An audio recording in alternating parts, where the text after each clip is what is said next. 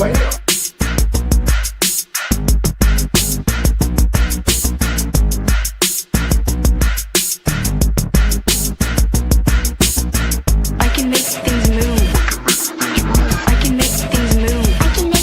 Quarterback shit when I'm I said I said quarterback shit when I'm under the center. Game plan sick, talking under the weather. You know what we doing? I need that all expense paid inclusive. I'm the plug, so I'm plugged into it. About money like with Jewish white Christmas. I'm Scrooge, bitch. My mood is on cruise ship. If you ain't tuned in, you ain't vibing with my moon man. I move shit like Carrie. I'm the cold truth, Fletcher Reed, Jim Carrey. Everything mooey, that mean the price varies. Need that designer cream shit and all Ben and Jerry's. Cream get the money like 36 chambers. Baskin Robbins shit, 31 flavors. Keep it moving. I can make things move. I can make things move. I can make things move. I can make things move. Everything on me. Yeah, tell him Bogart scot-free. Lottie-dottie, like the patty. Fuck with blow shoot, trolling 5 mollies. Heard I carry weight, move packs like a dolly. And I stay fuming, clock me doing Godspeed.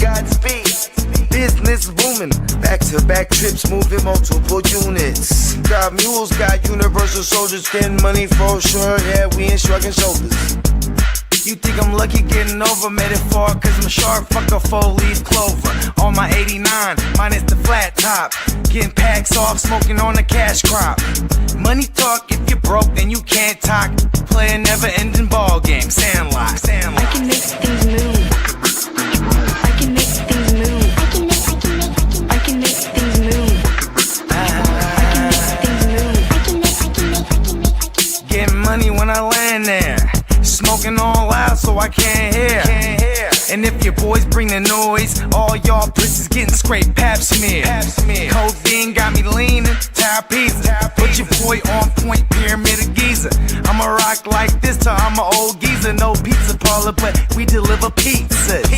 Ask Uncle Sam, I'm taxing. Look, my no hands telepathic. I can make things move, I'm carefully calculated when I make these moves. I run shit, don't let me get loose. I'm all about my decks, trying not to get goosed. Keep it moving.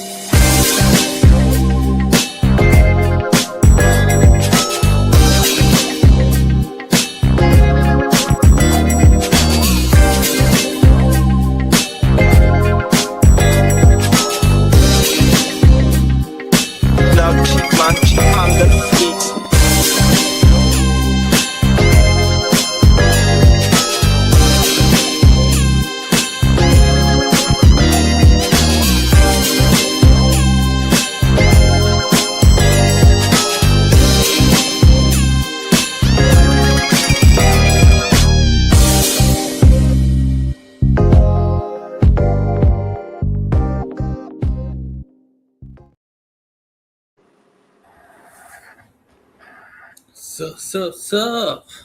Good morning. What's up? Good morning, fellas. Happy freaking Tuesday. Come on now. We in the motherfucking building, man. Man, I heard there's something special about today. I don't know. Do you guys remember what it is? Yeah, it's green. Yeah. Come on now. My grandfather my grandfather was born and died on St. Patty's Day. Oh, shit. That's freaking weird. But hey, you know, he's a good day. Yeah, it's fun. But St. Patty's is a good day. Hey, especially in Massachusetts, man, you got the green beer. I don't drink that shit. My friends would always have the green beer all the time. Come on now. Well, that green beer, that's a thing. What's up, Bowie?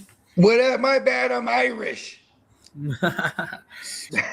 I got the Irish and I got the German in me. I'm Irish. That means I'm turning up. Yeah. When are you not turning up, though? I don't know, Lee. When am I not? Yeah, it's up. We got Derek in the building, and we got Orange Crush in the building. What's up, Irish Chase? today. Yeah, we It's a are. great day for Chase for sure, man. On my mama. What happened to Chase? It's a great day for Chase. Yeah, his Chase might be in the quarterback actually got a wide receiver for a change. Yeah. Oh, you talking about Bo Nix? Yeah. Yeah. Oh, shout out to Chase. There I get in the chat. Yeah, look, I'm hell slow. I think I was on a delay because I even it took me a while to hear Lee at first too. I think oh yeah, okay, never mind. Oh yeah, I am on a delay. This is weird. Whole world. Online. They don't want us to be great this morning, man, but we gonna fight through the motherfucking matrix and all you punk ass haters 100% because we are taking over these fantasy football streets 100%, man. Ears got a good show for us 100%. Kitty gonna be coming with them isms. Bowie gonna be right the fuck back with them isms on my mama, man.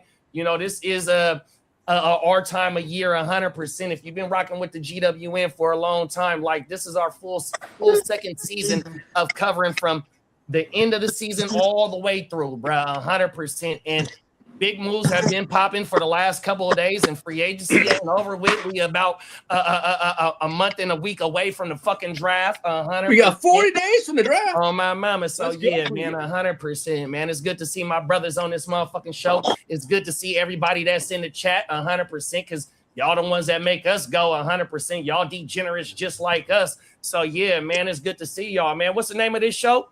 What? Man, well, first of all, Hey, Lee, you jumped out You're gonna steal my you shit jumped now. out the window. You were supposed to let He's just gonna steal my shit. All right. All right, Lee, what's the name of the show, Lee? Right, what's the name of the show, Lee? Hold on, Lee, one more time, Lee. Now, I can never do that again. Look at Do it again, Lee. Wait. He just dominated it. Here we go. There we go, y'all. That's how we kicking it off this Tuesday morning. Only thing is, I got him. Here we go. The only guy not I got him drinking, stuck yelling on. over Wait, everyone. I got him stuck on the solo camera. I can't get him off, y'all. Pause. Oh, let me help you. I think I Good can. looking, big bro. My bad, Lee. Yeah, no. No, leave him back. Leave him back. He is the star of Guess the show. who's back? Guess who's back? Yeah. Well, anyways, you definitely have tuned into a special live Green Irish Day influence. St. Pat's Day. Damn, Lee, hold on, Lee. Should I just stop talking, Lee? You only Yeah, talk hey, Bogey, let him go ahead and handle it, Yeah, bro. go ahead and Oh, my handle mama, it, because he Lee. want to No, handle it you so don't bad. go Pause. way too excited this morning. Go ahead, Lee. Now you don't want to say Happy nothing. St. fucking Patty's Day, motherfucker! Don't be acting shy now. For real. Shy? He only want to Come talk when on. people No, talk. you was Get acting to the shy. fucking green streets. Put him on. Put him I on can't the solo believe the camera. ears acting shy. Put him on Ears the is never solo shy. camera. He desires all the attention. He's shy? Yeah. Look, you're blushing right now, big bro. You blushing. Yeah. Me? Oh, What? I'm just a little red. Yeah.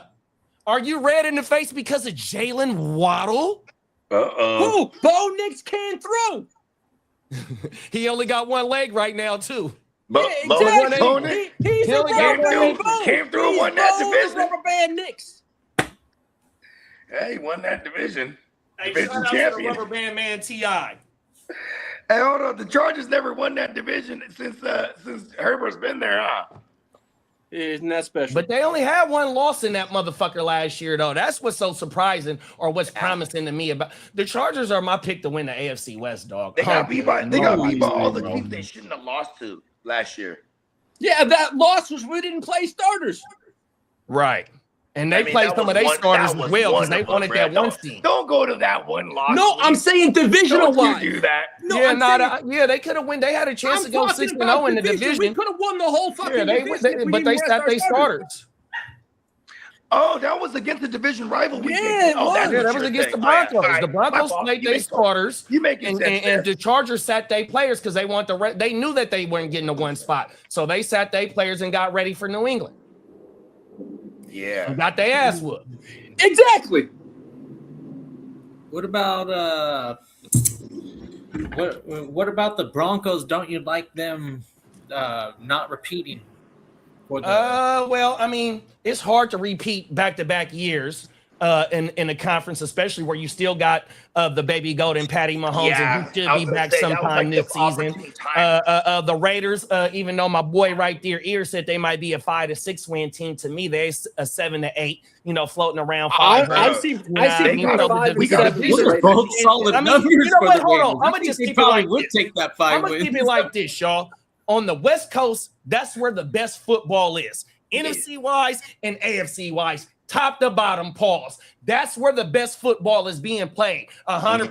2025 and in 2026. That's where the best football will be played in the NFL is out here on the motherfucking West Coast, dog. All 8 teams. I think the NFC is overwhelmingly better than the AFC right now in terms of like the North and then the NFC West, NFC North, NFC West in particular. Those two divisions, talk about like taking any team, putting them into the playoffs.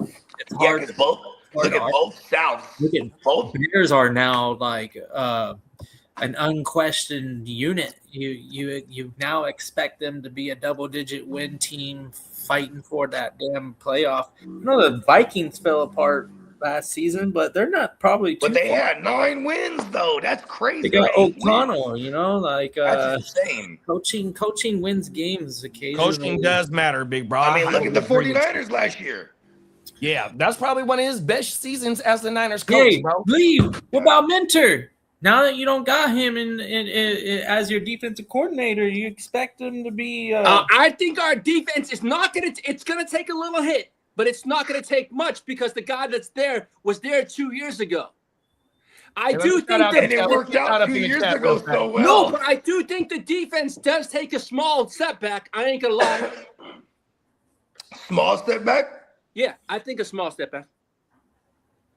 I don't think y'all take it. I think if your coach is good, you guys can actually take a step forward because you got so much. I think so. So much young talent that I don't think y'all digress though, bro. No digression, no. Because the only you guys person can who actually lost is progress. Olway came at the halfway point of the Especially season, your and he got $100 million contract off of 8 fucking Where's games. he at? Where'd they sign him at? He went to He could be a one-hit wonder like Milli Vanilli, bro. 100%. We Hold see on, that hold shit on. all the Milli time. Vanilli had several hits, just not one of them were theirs. My take is on this. The reason why we didn't sign Owe was because we got to pay Tully. He's more important than Owe. I mean, that's I ain't also mad at that. He's Yeah. homegrown. Exactly. Yeah, I was just about to say that. 100%. Yeah, he's more important, and I think we're gonna extend him this off season. All right, let's shout out the chat before we get too far off in this shit, y'all. Chase said, gave up a first and a third in our 4th round pick, move up 15 spots in an unwhelming draft class. I'm not mad at all. You ain't supposed to be. I love to move, big bro. Get him another motherfucking playmaker. And I want to say Sutton might be out. I've heard things that Sutton might be on his way out. I kind of started spreading that rumor.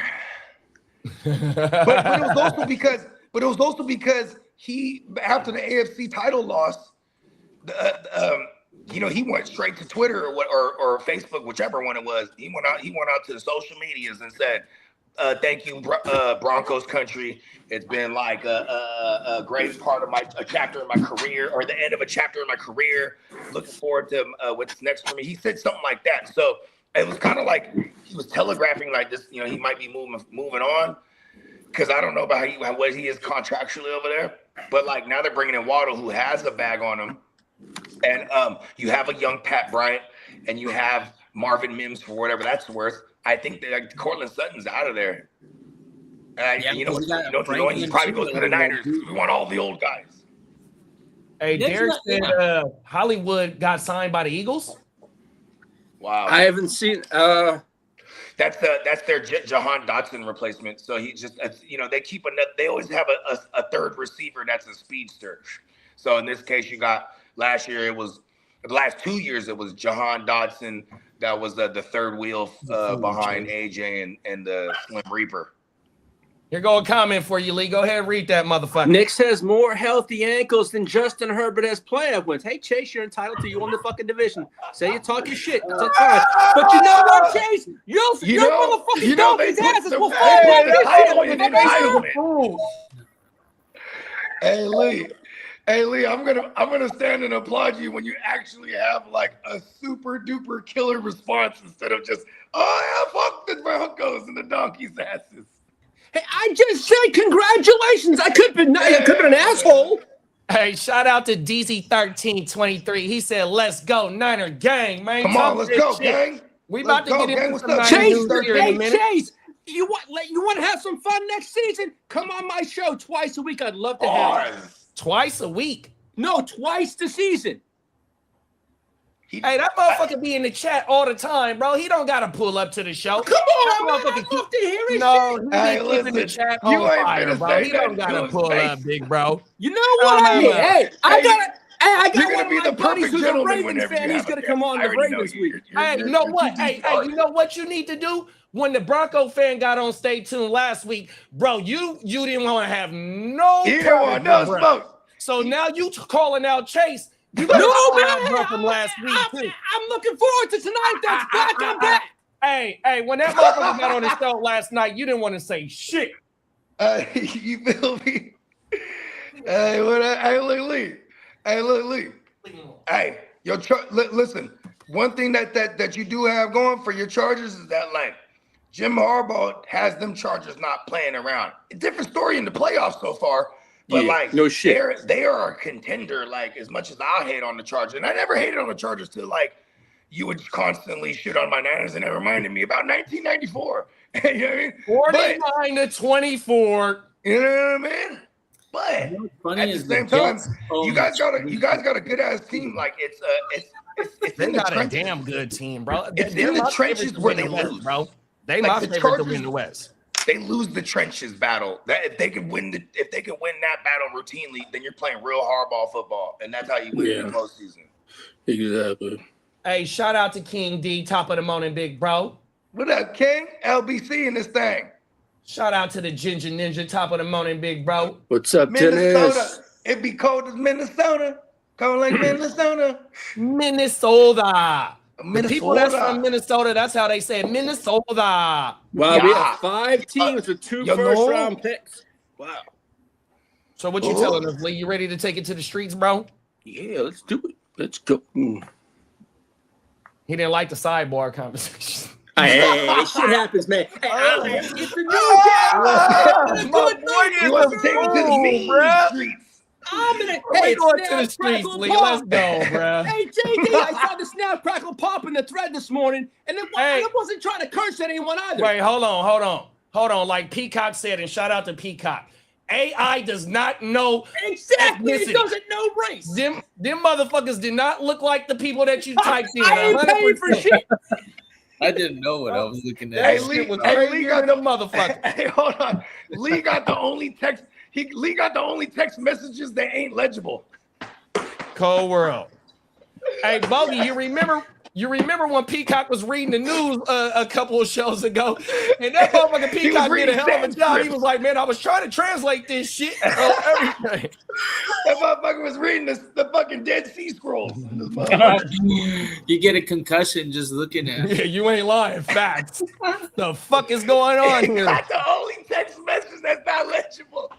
Hey, I've gotten better. Hey, you gotta give me credit. I'm getting better. I think you be using the voice to text. No, that's why oh my mouth, because that bitch Siri, I can't stand her. I cannot stand Siri, bruh. Like my shit be coming out saying some wild shit sometimes. I'm like, oh shit, like I remember what was it? Just recently I said something to Prime and he was like, whoa. I texted him. My boy, did you mean to I think I meant to say like, hey bud, or some shit like that. And I was like, hey love, and he was like, what's up, love? Question mark. I was like, oh shit, my bad. We're gonna take it back to the day. We're gonna take it back into the day where Missy Marv had say love. Come on. Come on. Shit. I mean, that's how those rock stars from the British invasion used to talk to people. Hey, look here, love. Hey, love. Hey, look here, love. Go ahead Hey, and what was the make British dude? Hey, what was the this British drink dude last. name that used to be on MTV? The British dude. Russell Brand. Russell Brand. Oh my Oh, mama. the one that Yeah, was married to fact. Katy Perry? He did what? He was married to Katy Perry, wasn't Is that right? he? Yeah. I didn't know that. Yeah. Russell Brand. Yeah, that motherfucker was a cold motherfucker. Yo, man. Talking shit. Oh Yeah, my he was. mama. Well, I guess all that news about Denver going after A.J. Brown didn't work out, so they had to go get Waddle. Yeah, I think I would have rather have Waddle Exactly, younger. for Denver. 100%, bro. For sure. That speed that bruh brings, if Sean Payton could get the run after the catch game going good with Bo Nix and motherfucking Waddle, 100%, bro. They still need a tight end too, though, bro. I don't know if Evan Ingram is the answer. Oh my mama. What's up, Derek? Come on, Derek now, says, y'all got me rolling Derek this says we got him afternoon. rolling this afternoon. Oh my mama, man, we own one today. Hey, Derek, you know what? That's no pun intended. Some of the boys are rolling. Come on now. Read that comment from Peacock, Lee. Top of the morning, fellas. I'm headed to the Rio Grande Valley Livestock Show in a bit. Hey, Peacock, have fun, man. Hey, big bro, bring back some motherfucking fresh hens so we can have nice fresh eggs and we ain't got to worry about what these grocery stores be doing to these motherfucking eggs and all that bullshit. Yes, sir. Yeah, one of my homies out here, I've been seeing him on the gram, and that motherfucker, he doing a garden in his backyard. That motherfucker got tomatoes, cucumbers, all types of shit, greens. You know, can probably collard buy greens. your own hens and get eggs for cheaper these days. Right. Oh my I mama. think you're allowed Right. to have a certain amount per acre. If What's I'm up, not- Albert? So like, you could get like I had a neighbor that had a rooster and probably like 5 hens. Yeah. Around the corner from where I'm at, bro, you'll ride down the street, you'll see the hens and the motherfucking roosters just walking up and down the street. 100%. It's some of the so behind where I live, going south, that's a lot where the SA rallies live at in the back of Old Park. Oh my mom, and all that in the back of Old Park behind me. A lot of the SA rallies is back there because if you follow like some of the hood politics from where I'm from, and you know you can go do your homework, but 36th Street is, you know, I'm on 33rd, so 36 ain't too far from me. And going that way, like I said, that's where the SA rallies is. And you'll be seeing all the little hens and shit sliding through on my mama. And That's the hope that they motherfucking ass to get out the street. A consistent source of protein. Motherfucking protein meat every day. Every day they lay eggs. Yeah, Right. pretty much. You're right. Yeah, if you got it, that's why you got that rooster. That's the only reason why you got that rooster for the eggs. My pops, he had chickens for like an entire year, and then last year he got rid of them. But like, bro, he would come through every time I seen him. He had a bag of eggs, and I'd be like, Dad, I got like 50 eggs in the fridge right now because of you, man. I'm like, I don't want them to go to waste, and I'm like, I'm tired of eggs now. All of a sudden. The ducks are the same way. Yeah. Oh, word. Yep. And these motherfucking eggs, they're like But they're the duck isn't as different. They're loud. different from eggs you buy at the store. Mhm. And the yolk is a little darker. Like I feel, you know, it's like oh, it's just real. It's not too different. It really isn't. No, I'm just saying it looks different, and it's exactly the same. I'm just Yeah, saying, yeah, like, for real. it actually feels like I'm eating Yeah, healthy. it's about the same thing. But the cool thing about having ducks is that you ain't got no noisy ass rooster. You ain't lying And there. you can get the same thing out of duck egg. Yeah, pretty much the same consistency. Pretty much the same consistency, pretty much. Hey, they got duck eggs at Costco, Bogey. Word. Oh, my mama. Hey, you know what I'm saying? We be out here tapping head tops like duck, duck, goose. Yeah, allegedly. What's Peacock up, 13 seconds? Go ahead and read Peacock comment, Lee. Peacock says, growing up, my neighbors had roosters and chickens across the street. They had goats, and late at night, it sounded like ladies were screaming. Hey, it's a commercial like that, bro, where they moving into, I want to say it's an insurance commercial. And when they move into the house, on the other side of the house, on their backyard, it's a whole bunch of goats and they sounding like women. Oh, my mama, that shit be funny. That is crazy. Like, oh, there's an orgy back there. And you're like, shit. You put on your good linens and you go over there and it's all animals. Oh, what? You know, and that's the state of Washington for you. That's a joke. If you don't know, you can go figure it out. Come on now. It's a really terrible bad joke. Hey, shout out About to 13 bestiality. Seconds, man. He says we have a host of GOAT in KC. We have GOAT in Kansas City. Uh-oh. You know what How that you feel means, about right? that, Lee? Lee? You want me to translate that? How you feel about that, Lee? He A says we goat gotta- that's on the disabled list. Oh my goodness, he got it. Damn. He got it. But you admitted he's the GOAT. He's a dense, disabled, disruptor piece of shit on the disabled list. Until he sees the field. It's not, No hold pun on. intended. Hold They on. do have a field. I mean, that's That's coming. not, that's Hey. They very, do have a field that's That's coming. very Hey, I know you That's feel coming that out way of about the blue. Chargers, but you stop. mean Go you ahead, mean like you can injured go ahead list? and tone it down now. Nobody needs to hear Yeah, the that. disabled list sounds crazy. It's the dizzy list. The diss list. You're frustrated as a Chargers fan. Yeah. Kidda, shut the fuck up. Damn. I know it. I know it. Lee. Hey, Don't worry. hey, kid, he's Now mad he's because blasting he's a out. Broncos fan, a Chiefs fan, and an ex-Charger fan in this motherfucker. Hey, that motherfucker feel like he's getting Hey, we're ganged up big on fat. call. We need a Raiders fan in here. That's We're an big fat. everyday thing on this channel, Sue. I'm That's the used to world, it. man. There ain't that many Charger fans. They just not likable. They're not even like the Browns. You know, like everybody loves the Browns. That's dog shit, man. That's feces. The Chargers are closer Yeah, to the you gotta Cardinals be a than Browns the fan. That's my friend Matt Perk. I give him a hard time about that all the time. Shout out to Mahomes Matt. got. Oh no, wait. Chase said, "Fun fact: roosters can close their eardrums so they don't go deaf." Ooh, yeah, that's a, Oh, that's pretty. that's a, so that's they, a pretty so awesome they make. thing. Oh, you know why? Because they don't got hands to do this.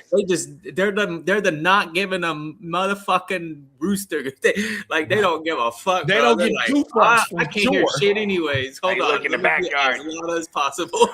Come on Hey, now. you every morning you wake up, you thought it was a rooster. You look over the fence, it was Baker in the morning. Hey, Peacock ain't never lie, bruh. Read Do that I need comment, to Lee. call in my backups and call my lawyer? I might have to do Nah, that. hey, nah. Just read the comment, Lee. Haterade flowing like champagne. Hey, it's like fine Yeah. wine, man. You know what I mean? Oh, hey, His he's Gatorade reading is up. not even Irish. Here go one more. Here go one more for you, Lee. The Chargers. Mahomes Patriots. can't even hold his whole fucking grapefruits. Pause. Pause. That's a wild way to describe someone's Oh, one more for you, Lee. Hey, 3 Chargers fans, myself, Mabry, and who else are we talking about? I don't know. All the ones that be at SoFi. All the other pretty ones. much. They only count as one person. All the Charger fans that be Everyone at got- SoFi count for one person, bro. Hey, hold Hey, on. fun Hey, fact. your guys' SoFi never super got fan. rid of the COVID cardboard cutouts. They just kept them. That's like being a Saints fan these days. Hey, Right? hold on, man. Hey, Hey. remember they got exposed for having a fake ass super fan, that Asian lady. Yeah, that I was was about to say that, man. Hey, She's y'all a got little Filipino- weak she's a ass Filipino- fans. she's a No, Filipino. she ain't no fake fan. She's fucking doing all shit for the Chargers now. I don't know what the fuck. Nah, she was. Hey, rumored she be used to another do the super same fan thing or for the some shit. Vikings, bro. She was Yeah, blowing yeah, I saw down something like Dennis. that. Yeah, yeah. Yep. She was blowing down Dennis and everybody, and now she's a Charger.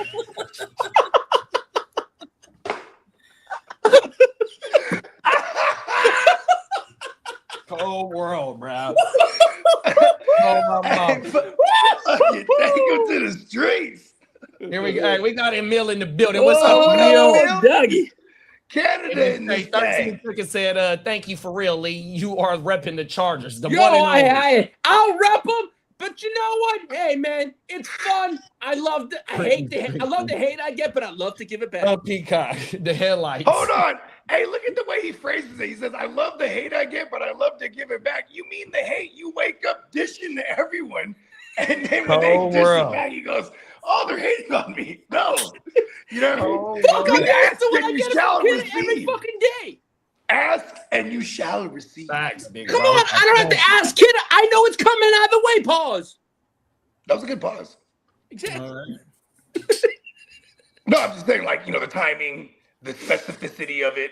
You know what I mean? Like, I'm gonna start ranking people's pauses. That's what we're doing this year. Here we go, Lee. You ready, bro? Let's go to the straight. Let's get it.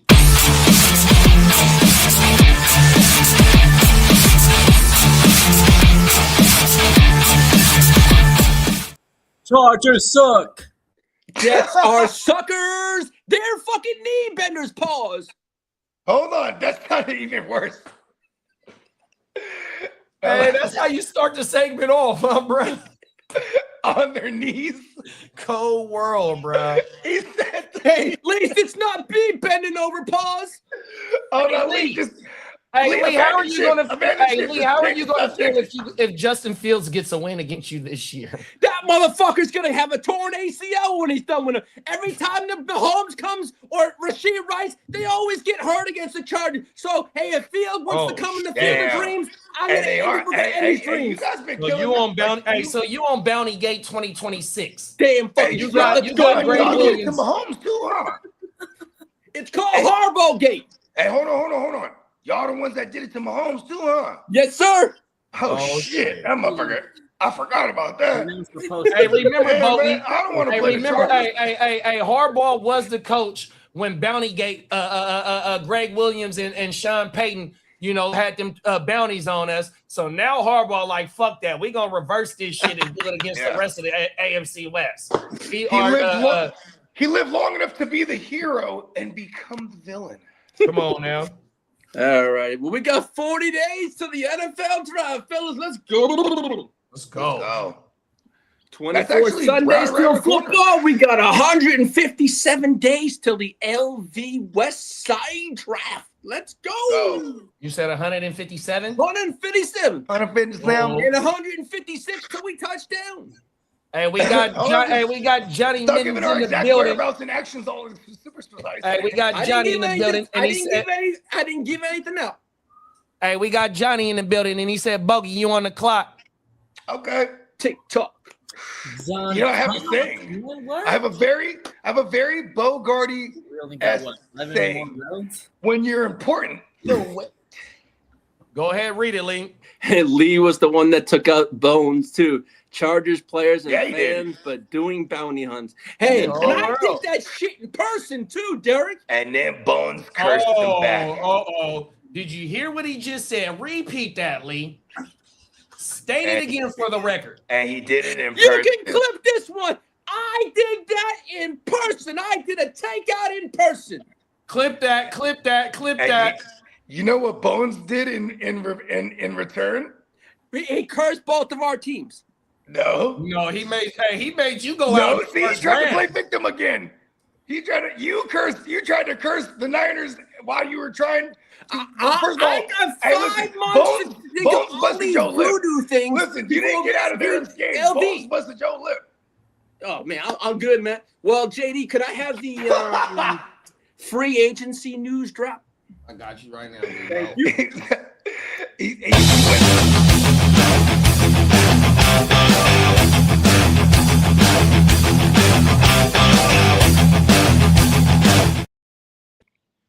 Hey, fellas, well, the Washington Commanders, they signed Jerome Ford.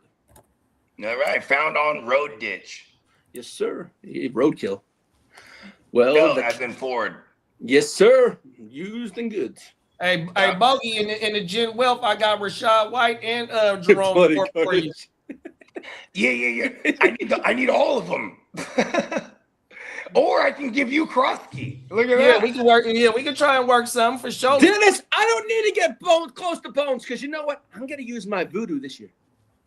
You're not even. Hold on. Oh, no, You're you not ain't- even I going to didn't know get you were close religious. to Bones because we got Men in Black security working this year. You forgot Oh, about that. are you Hey, talking about a listen. fucking Raider hater? Hey, listen, I ain't gonna lie. You're gonna Bakes, he has mastered a technique where he's like a lineman. He gets you right in the armpits, like just like that, right? And he just moves you to the side. You know what I mean? Boom. I'm just saying. We've been going through rigorous training. I don't know if you want to fuck with Bones this year, man. Hey, I go through my own black training. security hire for the event. Oh What my they mama. say, Bogey? When there's a will, there's a way. I don't know. But Bones might be like in a big old tank with wheels and run you right over this year. I'm just saying. Yeah, I mean, Fight there's back. a wheel. There's He's a gonna way. resist. Didn't he put up a fight? I think it was a little bit difficult, if I'm not mistaken. Yeah, Bones did hit the floor hard. This whole transition from Go 49ers back to the first wake your game up after Vegas. and then Lee it had a took busted lip. about 10 minutes for everybody to get pissed off and go, get that shit off right now, dude. I'm tired of looking It at was that. JD. JD was like, get that fucking Chargers gear off of Bones right Get it now. off. Get it off, right? You got your fucking photo? Okay, now off. Yeah. That photo was worth a playoff loss. Oh, shit. Hey, I thought it's a picture of him floating around hugging Bones too. Yeah. What? I think it is. They're I having think tea it's and a picture of crumpets. you Like, and Bones like they were sitting in next to each other, like Britain. before you got the Chargers jersey on it. Oh my mama, I got to go see if I got that. Oh world. Hey, we just giving y'all a backstory on the league that is created by the they created the monster. The Bones League. That's what we're calling it now. Bones West Side League. He created it. Oh world. Yeah. All And right. like, Well, and look for at those- And lucky enough, since Bones created the league, a Niner fan won the league. Like, come on. Hey, Hey Lee, your curse don't work, bro. Yeah, I'm Hey, all, they he say said- you can I'm all right. reverse the curse. Just ask the Red Sox. We did that pretty well, so I know that reverse the curse shit. Yeah, but it took y'all 100 fucking years. No, 86. That's you're 14 how long has off it the been since man. 1994? 86. Hey, 86 70 is more closer years, to Lee. 100, bro. Yeah, well, but you still got 69 those more rings on years, our Lee. It's fingers, been a lot more 31 than 1 or years. 2. Hey, what's closer, 81 or 34? I mean, 84 or 31? Hey, I'll take it. We got it. You'll take the 31? Oh, fuck that shit. Hey, Lee will walk any of those numbers down. He's been around for hundreds of years. Right? Damn straight I have. That ain't nothing. I'll walk 100 years down. Hey, them motherfuckers on Stay Tuned Live. Shout out to the Stay Tuned Live family. They be calling that motherfucker. Hey, JD, when was he born again? Was it 1887? Oh, my mama, they be in backstage saying that shit, bruh. Oh, my mama. I love the legend continues. Oh, my mama, it's growing and growing and growing and Come on, pausing bro, and y'all pausing don't and know we have pausing. Come on, there's a new Legendary legend Lee. tonight. Hey, Lee, I was going to ask you want to go live for that shit? Hell yeah. Oh, my mama, we can. What game is tonight? The baseball game. It's the Oh, yeah, United y'all did States say y'all was versus gonna do that. Well, what time does Venezuela. it start? What time does it start? It's 7 o'clock Central my time. So 5 o'clock my time. That'll carry us into the show tonight. Yeah, so we can go from one to the other. Yeah. That's what we'll do. I might come through and fuck with y'all. Come Yeah, on that's now. good. Y'all Hey. didn't know. Y'all didn't know. I used to be a co-host on a fantasy baseball podcast. Shout out to Fantasy Sven. Shout out And to listen, Sven. he's our fellow Sagittarius, and he goes, "Hey Bogey, I'm starting my baseball podcast." I said, and he goes, "Nah, man, you should come on." I was like, "I don't know dick about no baseball." He's like, "Perfect," and I was Bogart the baseball dummy. That was my shit, because I'd be on there and ask the dumbass simple questions, and he'd be like, "It might sound like a dumbass question from the baseball dumbass, but this is actually a great question." He would explain shit like in layman terms. So that's actually how I learned, like, how fantasy baseball actually goes down, because I was a co-host. But he's like, "Just go on the show. You're fucking hilarious." Hey, Bogey. Hey, fantasy baseball is a fucking job, dog. It is. Not even just making content. Hey, Just you know what? playing It's the not my game job. by itself is fucking a job, bro. That's not my job. That's my job. Shout out to Mac I Drake. don't do that. That's not my job. That's The bitch my asked me job to take soon her enough. I got grocery football shopping. and baseball. I said, hey, look, Bogey. I told her just like this here. No, It's sir, Revive. Come on now. That's not my job. Pretty soon I'll have Wake Your Game Up. I'll have my own podcast, and I'll have also diamond cutters to produce. Uh-oh. Okay. Look at him. He's getting the credits. We got a baseball show on this motherfucking channel. You know, shout out to Diamond Joe, shout out to Gang Green, and shout out to Ear to the motherfucking Streets for the diamond cutters, 100%. That thumbnail is in here. Yes, sir. It's there. No, it ain't in here no more. We just got to add it back. So what else you got for us, Ears? Well, Carolina Panthers signed offensive tackle Rashid Walker to a 1-year deal. That was the Packers. No, that was the Panthers. Yeah, I think. But he came from the Packers. Yes, sir. Oh my mama! What was the numbers on that deal? I didn't get quite. It was a 1-year deal. Oh shit! Who's this? The tackle from the Packers went to what's his name? Big offensive lineman Rashid Walker. Oh yeah, it's only a 1-year deal because I think he's like an injury riddled motherfucker. Yeah, and the Giants signed the Moon Man. That was a good move. Yes, sir. Do you think the Moon Man? Oh yeah. Ooh, calling me. Talk that shit. Okay. Who drafted the Moon Man? In Chicago? Nagy? Yep. Oh, Nagy. Yep. There you go. Correlation. Hey, I said correlation. Hey, and you know what? He had his only thou. I want to say his one and only wow season, like early in his career too. It was under Nagy, and because Nagy, when you look at Nagy and what he's done with his number one receiving options in the history, it's been like 1,000-yard Mooney, 1,000-yard fucking A-Rob the Mob, and then whoever you want to add into the mix from the Chiefs when he was there, whether it's a Tyreek back in 2016 and 17, or it was who else did he blow? Because I'm just trying to figure out what's our Nabbers gonna look like? Because I feel like because of him coming off the injury, we're gonna get Nabbers at a decent value in redraft this year, like how Puka was falling last year, like to the second round. I think that's like Nabbers' range. And I'm trying to make a strong case for him because I don't like Nagy's history of producing consistent wide receiver ones. But this is Nabbers. This is the best talent that he's had at the position for a traditional perimeter receiver. He had a lot of success with Tyreek Hill, but he's not a traditional receiver. He's like he's a fucking crazy speedster that you can also get end arounds and that's not a crazy pause. What's up, Commish? And then Nabbers, we don't know how long it's going to take for him to get revved up. And, with the signing of Isaiah Likely and Darnell Mooney, and with them rumored to be going after Jeremiah Love or Cornell Tate, or offensive tackle, Yeah. So I know that you might got them slated to have what we call him, bruh. S.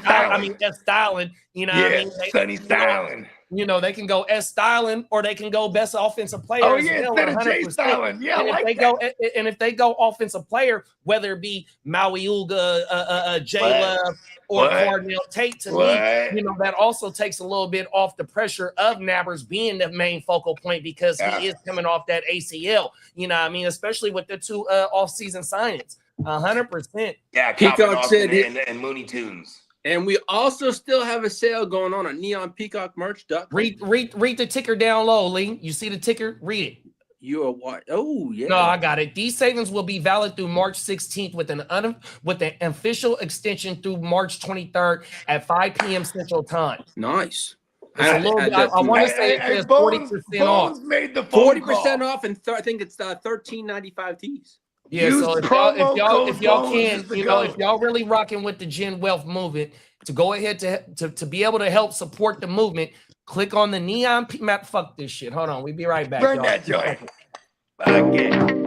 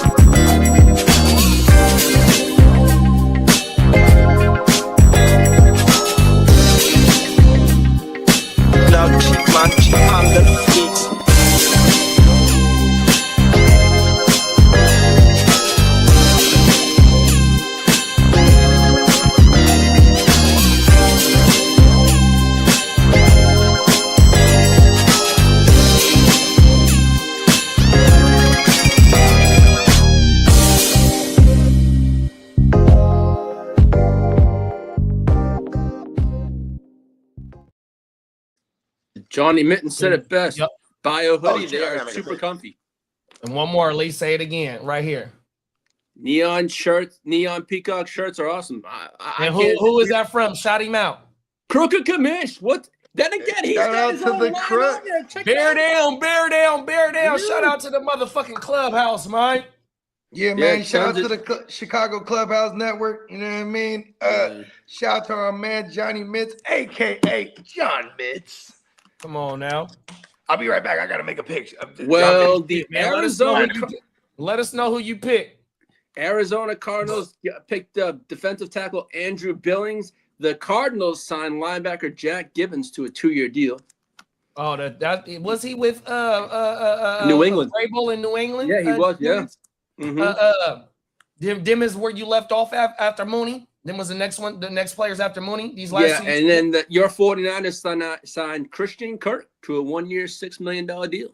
Yeah. Shit. As of right now, Kirk and Mike Evans is the best wide receivers on the team. 100%. But Kirk, Mike Evans, and Ricky Pearsall all got something in common. They fucking miss games, dog. 100%. Yeah, that's true. That's true. So you're gonna get a full 17 games out of all three of those players. Sure, you So get Mike- a full schedule. Yeah, Mike might be good for 10 games, then Christian gonna be good for 4, and then Ricky gonna be good for 3. Fuck, It's gonna be a rotation. Cold world, bro.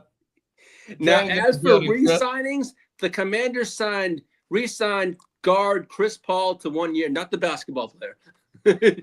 Yeah, that's who I was finna say. Oh, that motherfucker done made a transition to he done got booted out the NBA and he didn't gain 500 pounds to go be an offensive guard. Yeah. Well, the wow. Panthers re-signed safety Nick Scott. The Colts re-signed tight end Mo Cox. Hold on, Lee. One thing. So Nick Scott, if y'all notice, and we all in IDP leagues together, Nick Scott had a career high of 111 tackles, right? Even though that, you know, what I mean, they got morning week from my dog Bates team, the Ray Turds. You know what I mean? I got Nick Scott. Hey, I got Nick Scott. Hold on, it was the elongation of it. Pause. Clip that. Hey, Clip turds. Hey, but I got Nick Scott off the wire in all our leagues, bro. Nick Scott, and I'm glad they gave him a 1-year deal, 100% before for them to go get Jalen Phillips and give him $100 million. For them to go get Devin Lloyd to add what they already got on defense, and for them to retain Nick Scott. That was an easy layup for me to just throw that dart in, bro. It was a player on the wire that had over 100 tackles. Hold on. Somebody had dropped Nick Scott? Yeah, I got that motherfucker damn near all our IDP leagues. At least three of them motherfuckers. Oh, yeah, off the waiver. Yeah, off the waiver, that was like 2 seasons ago. I did that like 2 weeks ago. For real? Check it's What all is wrong with people? And the Indianapolis Hey, Colts. my next T-shirt is gonna be King The dumpster diver king. I am the dumpster diver king, dog. 100%. Well, he's the DDK, right? Oh no, there it is. There, DDK. I love that. It's the gang. There it is. Nah, that's it. Gucci. And I'm mad because I've been trying to join that gang. I'll be mad as fuck if I Gucci get the it. DDK. That's the DDK gang. Oh shit. Come on, man. Hey, listen, man. I'm hot as fuck when Nick Scott was Garbage can Cucini. Garbage That can. means he Now was that dropped. sounds disrespectful. No, but no, yeah. Yeah. Lee. Hey, You know what it is? Lee just put the foot Lee, right we in his could mouth. use that. Hey, Lee, we could use that because I could be Oscar the Grouch Exactly. coming out of the garbage That was can. my favorite Sesame Street. I like that. I like that. That doesn't surprise me that was his favorite Sesame Street character. That was my favorite. Because Oscar was a hater. Hey, you know who was mine? It was Snuffleupagus, because you know he was loaded as a motherfucker. So Bogey Snuffy. You can't do it. Hey, bird. He was high as fuck. Oh, my. Well, the Colts signed Mo Alley Cox and the Eagles. Pause. Mo Alley pause. Not a pause just for Yeah, there you go. name. Fucking Mo Alley Pause. That's his new name, Mo Alley Pause. Oh, my mama. And the Philadelphia Eagles re-signed Dallas on the Goddard. How you feel about that, Lee? Because I know you was talking about maybe trying to go get Dirt. Yeah, that was one thing. Yeah, but they had no choice because they did not know what was going on with AJ and Dallas Goedert. If he didn't sign, it was $20 million in dead cap for them. Right. I mean, but and they only gave him $4 million that's the point. On this new deal. That's the point of releasing and then not releasing, restructuring. Yeah, restructuring it for a year. Because here's the thing, they were hella not planning on having to do any of this with Goddard. They were planning on just trading AJ and clearing up a bunch of space. Ain't nobody biting. I think that's what that says. They asking for too much, and by asking for too much, nobody's gonna pay that price. So really, you're not trying to trade, bro. 100%. But the thing is, though, right, bro. And shout out to Schrager. Schrager is one of my favorite insiders there is. 100%. Yeah, he's one of mine too. This friend of the show. Schrager is really pushing the Sean Mannion narrative. He said they interviewed over 10 OCs and declined everyone to go with Mannion because Mannion come up under the motherfucking pause that's in Green Bay, right? Even though Mannion only like 30-some, early 30s, you know what I mean? Like, look, bro, if he coming Mannion was a starting quarterback like 4 years ago. Or not starting, he got in there behind Cousins. You remember that? No, Sean Mannion. Yeah, I remember the motherfucker being in the league, but I don't remember him getting in. So it was actually championship week of like 2021 or 22. It was one of those seasons. It was championship week in fantasy. And Cousins got a concussion. So they had to roll out Sean Mannion and anyone who had Jefferson, they were playing Green Bay. Anyone who had Jefferson, it was just a wrap because like Mannion's whack. And you had what was brother's name? Alexander Madison? No, not Alexander Madison. The corner, not Alexander. What was the corner that always used to get hurt, but he's hella good with Green Bay? Oh, Jair Alexander. Jair Alexander. There you go. And he went. Yeah, he was actually with the Eagles. He could be a motherfucker, right? But that's crazy. Mannion is an OC now, or he's in. No, he is the OC of the Eagles, and that's why to me, big bro. Like I said, that's why I shouted out Schrager because, like I said, Schrager is pushing the narrative, especially if Brett is coming from this tree. Just imagine what this Eagles offense is going to look like. So why even entertain trading motherfucking AJ Brown? Because this type of offense, and shout out to Sirianni, and it really might not be Sirianni that made this move. Tight end in that it might be that the motherfucking role, because Howie, like, bro, they've had different iterations of this offense, but the offense kind of like stays the same because we always see Jalen Hurts always up there with rushing TDs, vulturing all the running backs. The rushing yards, shit like that. So my thing is when you got this LaFleur disciple, and we all know the shit that LaFleur come from, and we about to get this in this Eagles offense, and the show that we seen last year, I got high hopes for the Eagles offense this year, bro. Only thing is that their offensive line is old as shit. They gonna have to get that old line together, 100%. And Jalen Hurts has not necessarily been the quick out as far as his release. So, like, it's going to be interesting how they yak this scheme up. You know what I mean? Because that's what they're going to bring to this offense is more yak. Because the thing about what they've been is either run, play action, down the field strikes. You know what I mean? Or the RPO. The iteration of the RPO. Yeah, that's true. And last year, you kind of saw them trying to in real time adjust because they couldn't stop any kind of rushers. So it's like, all this pressure's coming. They were trying to get the ball out quick. It wasn't really getting the ball out quick like a Brady or even a Herbert for that matter, or anybody who's routinely played behind a bad line. It was just like, but the ADOT was there. Look at AJ Brown's ADOT for the first like 6 weeks. It was like 3 yards. You know what I mean? Because they were constantly trying to get it to him. But that's the only way they can get it to him. They couldn't let plays develop down the field. You know what I mean? I mean, and see, that's the thing though. Like they promoted within. I forgot Pattullo, Paterno. I forgot bruh name. Paterno or something like that. Yeah, he was a Kellen Moore guy. Right. That's what I was just finna say though. The year before that is Kellen Moore. 100%. And Kellen Moore had Saquon going career legend like type 2000. 100%, you know what I mean? And just to talk about Kellen Moore, and I said that I was staying off of ETN this year, pause, before that motherfucker to sign with Kellen Moore, bruh. It's like, man, maybe we might get just, ETN is a bell cow, 100%. We've seen Zeke. We've seen Zeke in that system where Zeke under Kellen Moore has rushed for a fuck ton of yards. We've even seen him have years where he caught 70 balls. Pause. That shit is funny. Yeah, facts, Peacock. No, my bad, bro. So Johnny said, looks like the Eagles brown graded from AJ to Marquise Hollywood Brown. They brown graded. Peacock doubled down on that shit and said brown graded. That shit is funnier than a motherfucker. No, you ain't like that. My bad, bro. Hey, JD, I'm going to need you to hit the extension drop. We almost clearly. What you say, Bogey? No, I'm with you. But Johnny has the ill puns. He's the Punisher. And I know we a day late, but yesterday, let me pull my boy up. Go ahead and stand up. Let him know. The 316 today. Come on now. Talk that that was shit. Yesterday.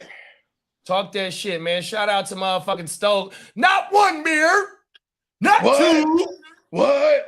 Come on now. That was What? 30 years Shot ago. tequila? Stone Cold came into the wait, damn freaking it. wrestling world. Now I gotta I can't figure. I can put y'all on the solo, but I can't figure out how to take y'all off. Pause. The fuck is going on? I know it is weird because Kidda had the controls. He was able to take Oh, there we go. Let's see if this way. The bound. There we go. I think we good. There we go. Fuck it. 100%. Yeah, Mill said the Broncos traded for Waddle. Hell yeah, bro. That's how we let the show off because Chase was up in this motherfucker. Shout out to my dog Orange. Mill's a Dolphins fan. So you know what? Let's talk about this. With that move, and I've been saying this even before that move because I love Waddle, but I felt like he's more a 1B than like a 1A type of situation. So I figured like even if before they traded Waddle, I was like they could really draft someone here at that with their first round pick, right? Now they traded Waddle. Now I'm like, they really finna look at one of these top end, like they're gonna get one of the top three, like where they're positioned in the draft. I don't think so, bro. I think they go heavily defense. I think that they're punting on this season. You trade one of your playmakers. They got a heavy, they got a defensive minded head coach. Jeff Affley, he come from Green Bay. And having this coach, having that coach not trading for it, but bringing in Malik Willis, paying him the minimal bag that he got. It shows that they're not invested in it. It's like damn near the quarterback that just got traded to the Chiefs contract, kind of like, even though it's a little bit more money, you know what I mean? It's like, bro, we're not tied to you. 100%. Exactly. We don't let you go through this one motherfucking year. And if you don't show no motherfucking growth, pause. We got a lot of draft capital, and we about to get out of salary cap hell in 2027, 100%. Exactamundo. That to me, that Waddle trade makes me want to trade my Malik Willis shares. And they probably take a dip down your Malik Willis shares just based on that trade right there. Yeah, exactly. And then like, if they don't address it with getting some type of young weaponry here in this draft, I don't even want to fuck with Achane. Like, some people might make the argument, he's the only weapon they have now, and he's going to get the volume, and that's all true. But, you still need some kind of threat. Like, if you're going to stack the box on Willis as a passer and with Achane as the runner, you know what I mean? That means they don't really have, I don't think he's going to demand the respect. But you know what, though, Bo? That motherfucker has always got the volume. Even with Tyreek and Waddle there, and Jonnu that one year that Jonnu was there, and Jonnu out-targeted all them motherfuckers that season. But Achane is always he's floating around 250 combined touches per year. He was probably at over 300 last year. Okay, so let's ask this. Let me ask y'all this. So I'm saying I'm off Achane if they don't draft if they don't get some high draft capital weapons here. I'm off. Big bro, we have to pay up for Achane this year. Even before the Waddle trade, I wasn't taking him where him and where he was going already. And remember what I said before free agency starts. Bro, like I said, I was off of James Cook last year, 100%. But if y'all remember, I traded for James Cook, and he's part of the reason why I won the league last year, 100%. So I'm on the stance of I'm not drafting A-Chain this year, but if he starts to look good during the season, yeah, I'll trade for him. But my stance right now is I'm not drafting Brett, 100%. And remember what I said A-Chan was to fall to the second, like say A-Chan falls to like mid-second round, where I don't think he'll fall that far, but say he's there and it's him or CMC. Oh, I'm CMC, bro. I'm with you. And then here, let me double back on my shit. I think people are going to take. So I said for the last 3 years that he's had damn near 300 touches. It's the last 2 years. In 2024, 203 on the rushing attempts and 78 receptions, which is 281. And then in last year, 238 rushing attempts and 67 receptions. So that put him over the 300 touches. So he's going for 3 years in a row with over at least 300 touches. Yeah, so you know what's crazy? He's damn near a bell cow, bro. And he's hella little. That's crazy. I think I've never had the privilege of managing an A-Chan, so it's probably easier for me to say this. But when I hear those numbers, I'm like, whoa, that's kind of crazy. Now remember, I said before. Okay, one more thing, Lee. Hold on, we got a fantasy question too. And shout out to we talking about Waddle and the motherfucking Broncos. This is Chase. Chase said, oh no, it was Albert. Excuse me, it was Albert that said this. What about Albert? He said, "Who gets drafted first, Sutton or Waddle?" Waddle for me. Yeah, it's Waddle, and like I don't think Sutton is on that roster by week 1. Like I think he's traded. I think is he still under contract? I don't pull his contract up right now. Thank you, JD, because I'm like he might like with the type of money that they were paying him, and then the type of money that they brought in for, that came with Waddle, because Waddle got he got a contract on him already. So I think Cortland Sutton is gone. All right, he signed a 4-year deal. He's an undrafted free agent. He's an unrestricted free agent in 2030. But they can get out of his contract after this season. Potential out of 2027, 2 years, 40 million and a dead cap of 15.8 million after 2026. So he's on the roster this year. Okay. Yeah. I'm taking his dead cap. If they trade him, Waddle. Yeah, if they trade him, he's a 39.4 million dead cap this year, and he's a 13.9 cap hit this year. So it's better to have him on the roster this year than look at Waddle's career. Look at Waddle's career. His first 2 years, he looked like Jarvis Landry 2.0 because he was predominantly out of the slot, and you know what I'm saying. And then we saw it when Tyreek started getting hurt. And then we even had chunks of Tyreek being hurt, where we saw Waddle being the number one, and they would move him out on the perimeter more. Yeah. So I'm wondering, I'm trying to figure out, because if I'm Sean Payton, I'm looking at his usage with a Waddle. If you have Cortland Sutton still and Mims, right, and Troy Franklin, right, these are all guys that could play perimeter. But although Troy Franklin is predominantly their slot presence, like I'm figuring out how they're going to use Waddle, because if he's their main slot guy, I can't get off the memories of Michael Thomas and like Marcus Colston, guys where they would just get greasy targets out of the slot. Chase said amazing floor of like 6 to 8 receptions every week. Like if that's Waddle, Waddle's going to be awesome. You know what I mean? Like we might get like 1,000 yards. But we might get easily over 100 to 110 catches. Yeah, Chase says I actually disagree. Sutton's our X receiver. Torrey Franklin might be the odd man out. Troy Franklin. Real? And here, man. Okay, JD, do this for me. Can you please look up what Troy Franklin's red zone targets was last year? I feel like he was either leading the league at the receiver position or up there for sure. What you said is red zone targets? Yeah.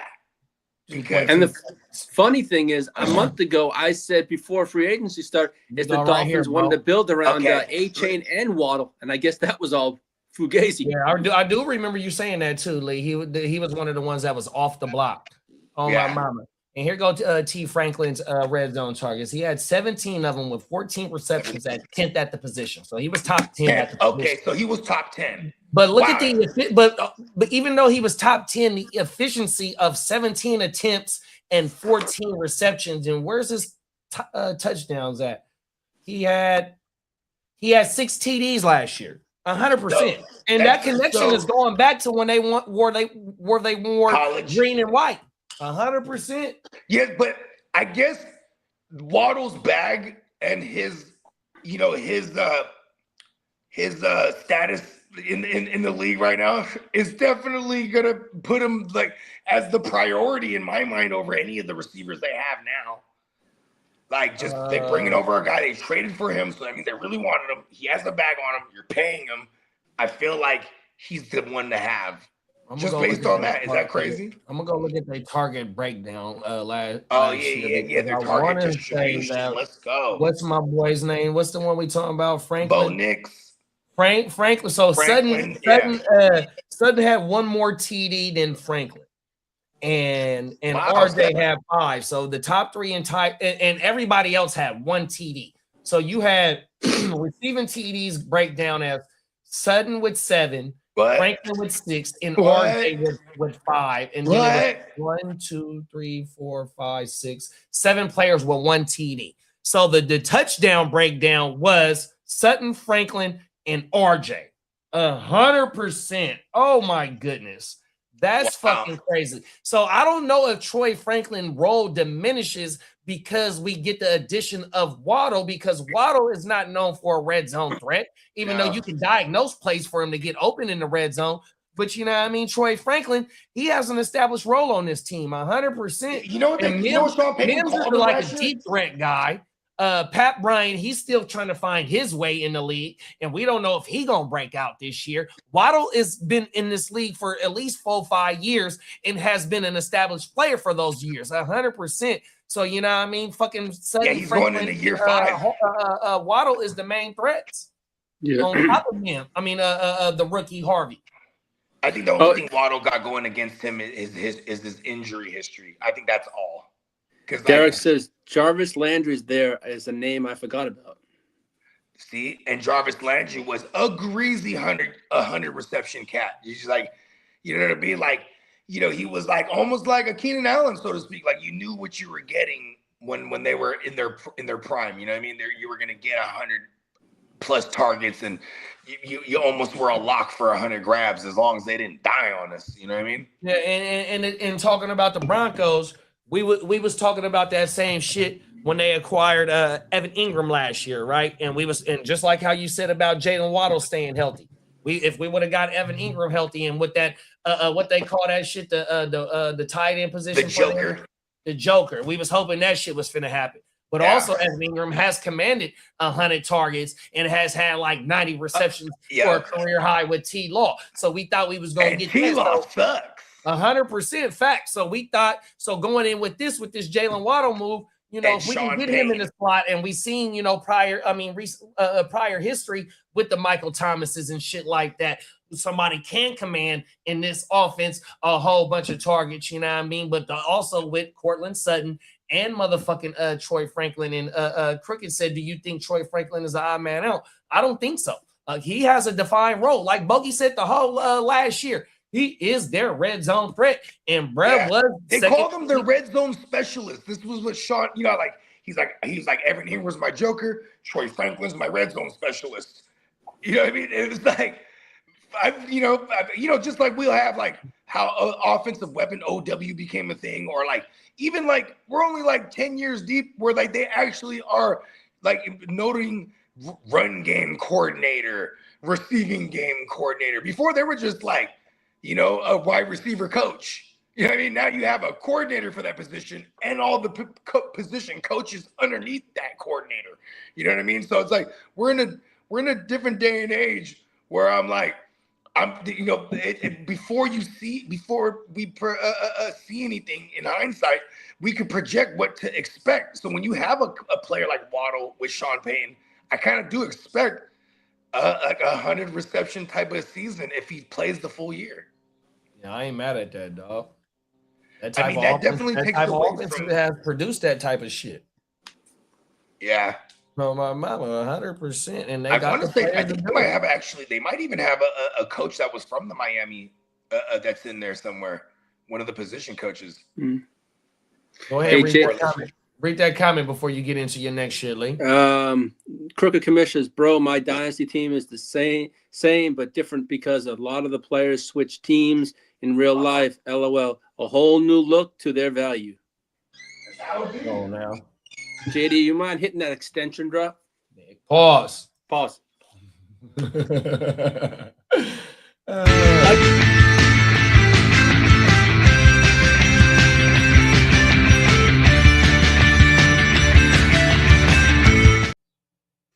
JD, I've been thinking about getting a piece of tape, putting pause on it, and then cutting out openings.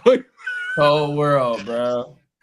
Well, the Green Bay Packers signed linebacker Zaire Franklin to a revised 2-year, $18 million deal. Yeah, hopefully that new look, that change of scenery will revive some shit into shit. Because I drafted that motherfucker last year in the West Side, and that motherfucker didn't do not a motherfucking thing for me. So having him next to Edgerrin and playing on the other side or along next to Micah, man, hopefully that motherfucker can get back to his heyday 100%, bro. Well, speaking of the 49ers, they restructured Nick Bosa's contract, creating $17.1 million in cap space. I wonder if that's enough to bring over Brother Bosa. Yeah, I hope so. You know what I mean? That motherfucker need to take a motherfucking family discount. Yeah, because his brother on the motherfucking team, because they offered him 10 last year, but he took the 13 to go to Buffalo. So yeah, you know what I mean? Mama Bosa already posted on the gram with a picture of the two of them. So she, I don't know if something's in the works, but I know the 49ers have kept in touch with them. Oh, Moms was like, look, man, I ain't never asked y'all for nothing in your professional career. I'm gonna ask you this one time. I need y'all to play together for at least one season. Exactly.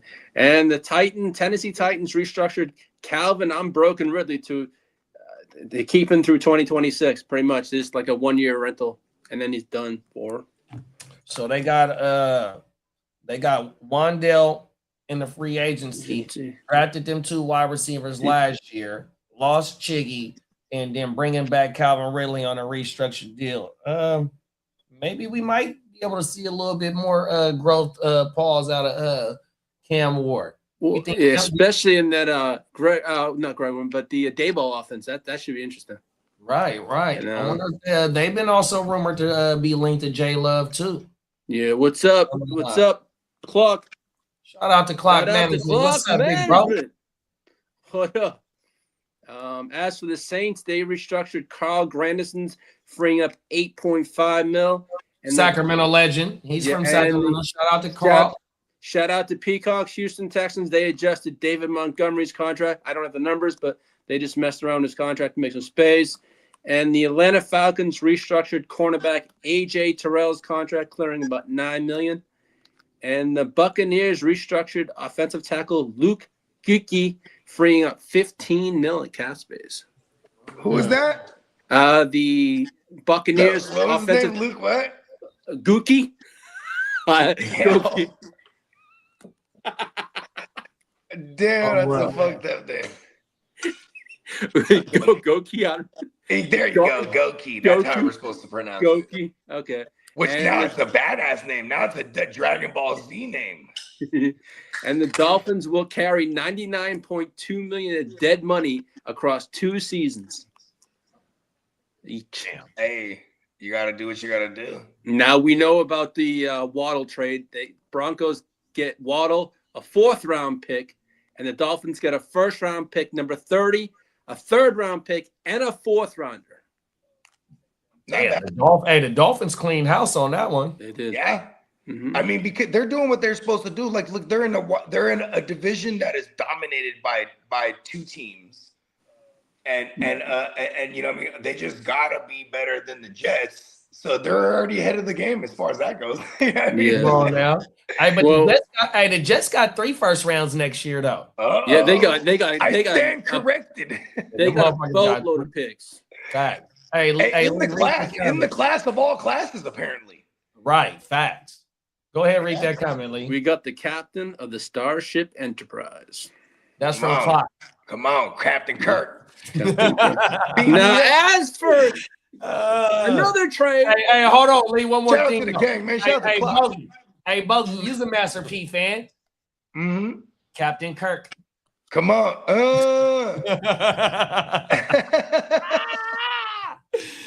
Cold world. If y'all don't know, go listen to that Captain Kirk. Hey, by what is Master that? P. Is that on the Ghetto D? I think so. Oh my It is God. on the Ghetto D album. Hey, that's a classic Master P joint. Facts, 100%. now speaking of other trades, Justin Amuse Fields will got traded to the Kansas City Chiefs for a future Hey, hold on 6th-round real pick. quick. Yes, I'm sir. not only a Master P fan, he was my hero growing up because Oh, he that was shit. really getting the munyon. Fuck what he was rapping about because he was kind of weak with the bars, but he was really getting the munyon, and everyone, as far as it looked at when I was growing up from the outside looking at it, everybody around him was shining too. It was like, I wanted to be like Master P. Make sure Yeah. everybody Hey, around look, me. bro. Hey, look, bro. I'm gonna tell you like this, right? So in my early 20s, right, I had a 78 Cadillac on some 22-inch spinner wheels, and I had the Come on. PS2 in that motherfucker, right? We are riding around, blowing, watching I'm About It, dog, on a burnt DVD, 100%, bro. That's our shit, bro. That's a real trap classic, 100% from where I'm Yeah, it from, is. bro. That shit, that and motherfucking Blood Thicker Than Water. Heat, I just sent the link to Heat 2 in the motherfucker. Like, look, bro, Hey, we you know what's riding funny too? around, Even blowing Baller Block on the even way, Baller Block like is writing shit. Like, look, bro, that's our era, bro. Yeah, Hey, because Heat, like, bro, you know that? Oh yeah, that sequel shit that you sent out, tripping. I'm like, and you Leo's see in the it too. cast. Look at the rumored cast to be Yeah, in that bro, motherfucker. Leo's in it too, bro. That's my guy. Whole world, Pause. bro. Oh my mama. So yeah, like that's that era. That's all the mid 90s right there. The movies right there. So yeah, I'm about it, bro. You know what I mean? P said, Casey, you's a hustling motherfucker. This is how the movie start off. Mhm. He's a Bitch, hustler, you motherfucker. stealing. Bow. Hey, look, bro. Never mind. You know, some of y'all might not know what About It is. Is you about it? Oh my mama. Cause I'm about it. Uh-oh, Peacock got some breaking news, Lee. Wyatt Tell is now the Texans. Hey, he doesn't fit our scheme.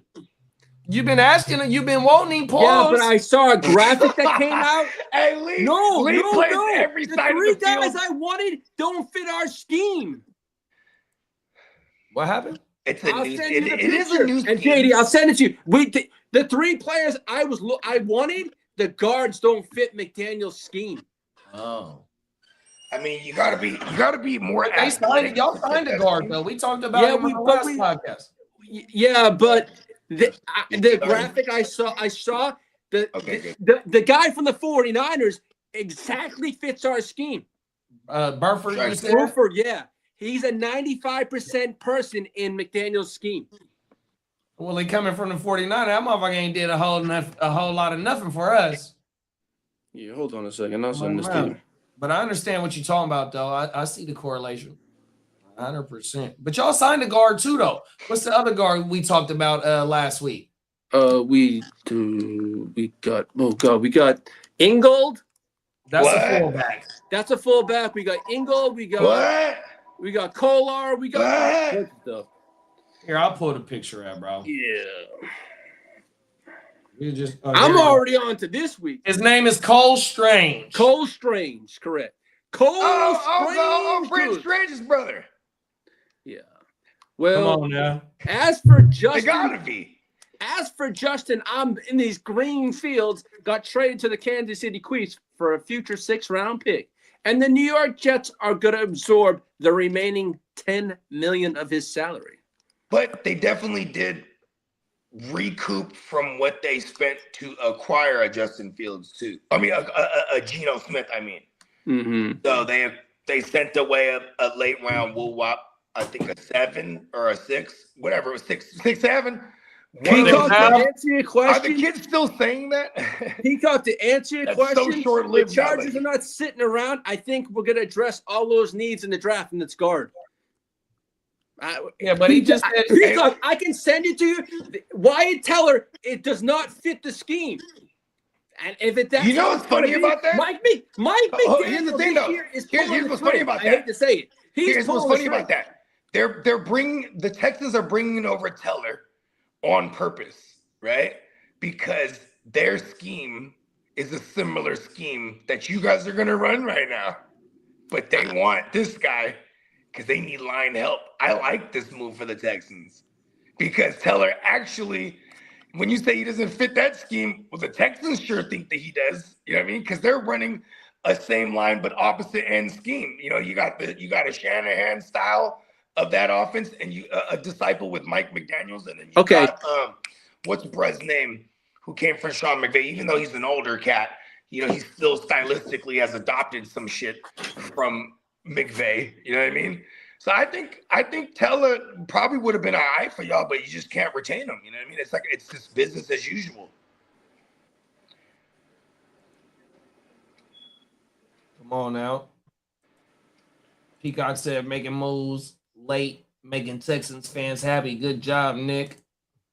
Shout out to Nick, man. Mark said, yes, they are. Ha ha. 6th album. Oh, my mama. Yeah, bro. How you feel about that Christian Kirk shit, though, bro? You know, I mean, my initial thoughts is him and Mike Evans are no match for the substation, right? But if these guys could stay healthy, you know, it's the big if, bro. Shout out to my man Irv the Block, because I was complaining about, like, his, you know, all off season, and he's in our music thread. We talk football all day, and I'm like, you know, I just want us to get young. You know what I mean? I'm talking that same shit we talk on this show. I'm like, I want us to get young. We start getting old. Now I'm going over the top. Oh, we're getting old? How old is Christian Kirk? All right, good. Oh, who is this? Who we ruined? You know what? Fucking trade for A.J. Brown. He's almost 30.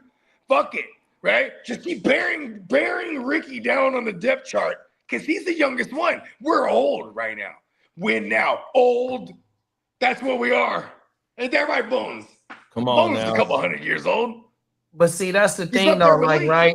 So, like, right, with the two OGs at the wide receiver position, I understand that they are up there in their career. But the trade with the Cowboys, that allows us not to have to spend that first round pick. Another one too.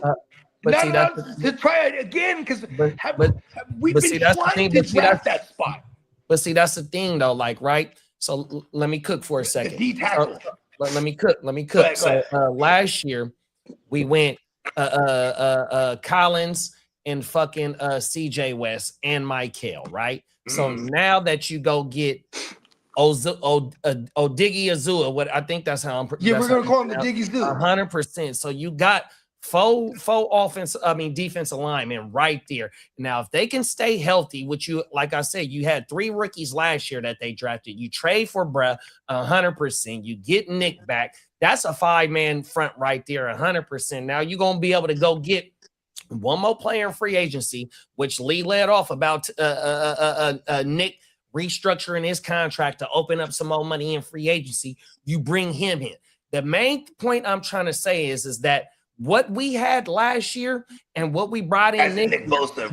Nick Bosa. What we had last year and what we're bringing in this year, to me, in my opinion, we're banking on everybody to be healthy, and we're allowing last year's draft class to grow and this year's draft class, because you haven't got rid of none of your picks 100%, even though you're only picking from 1st through 4th. You don't got no 5th through 7th round pick as it stands right now.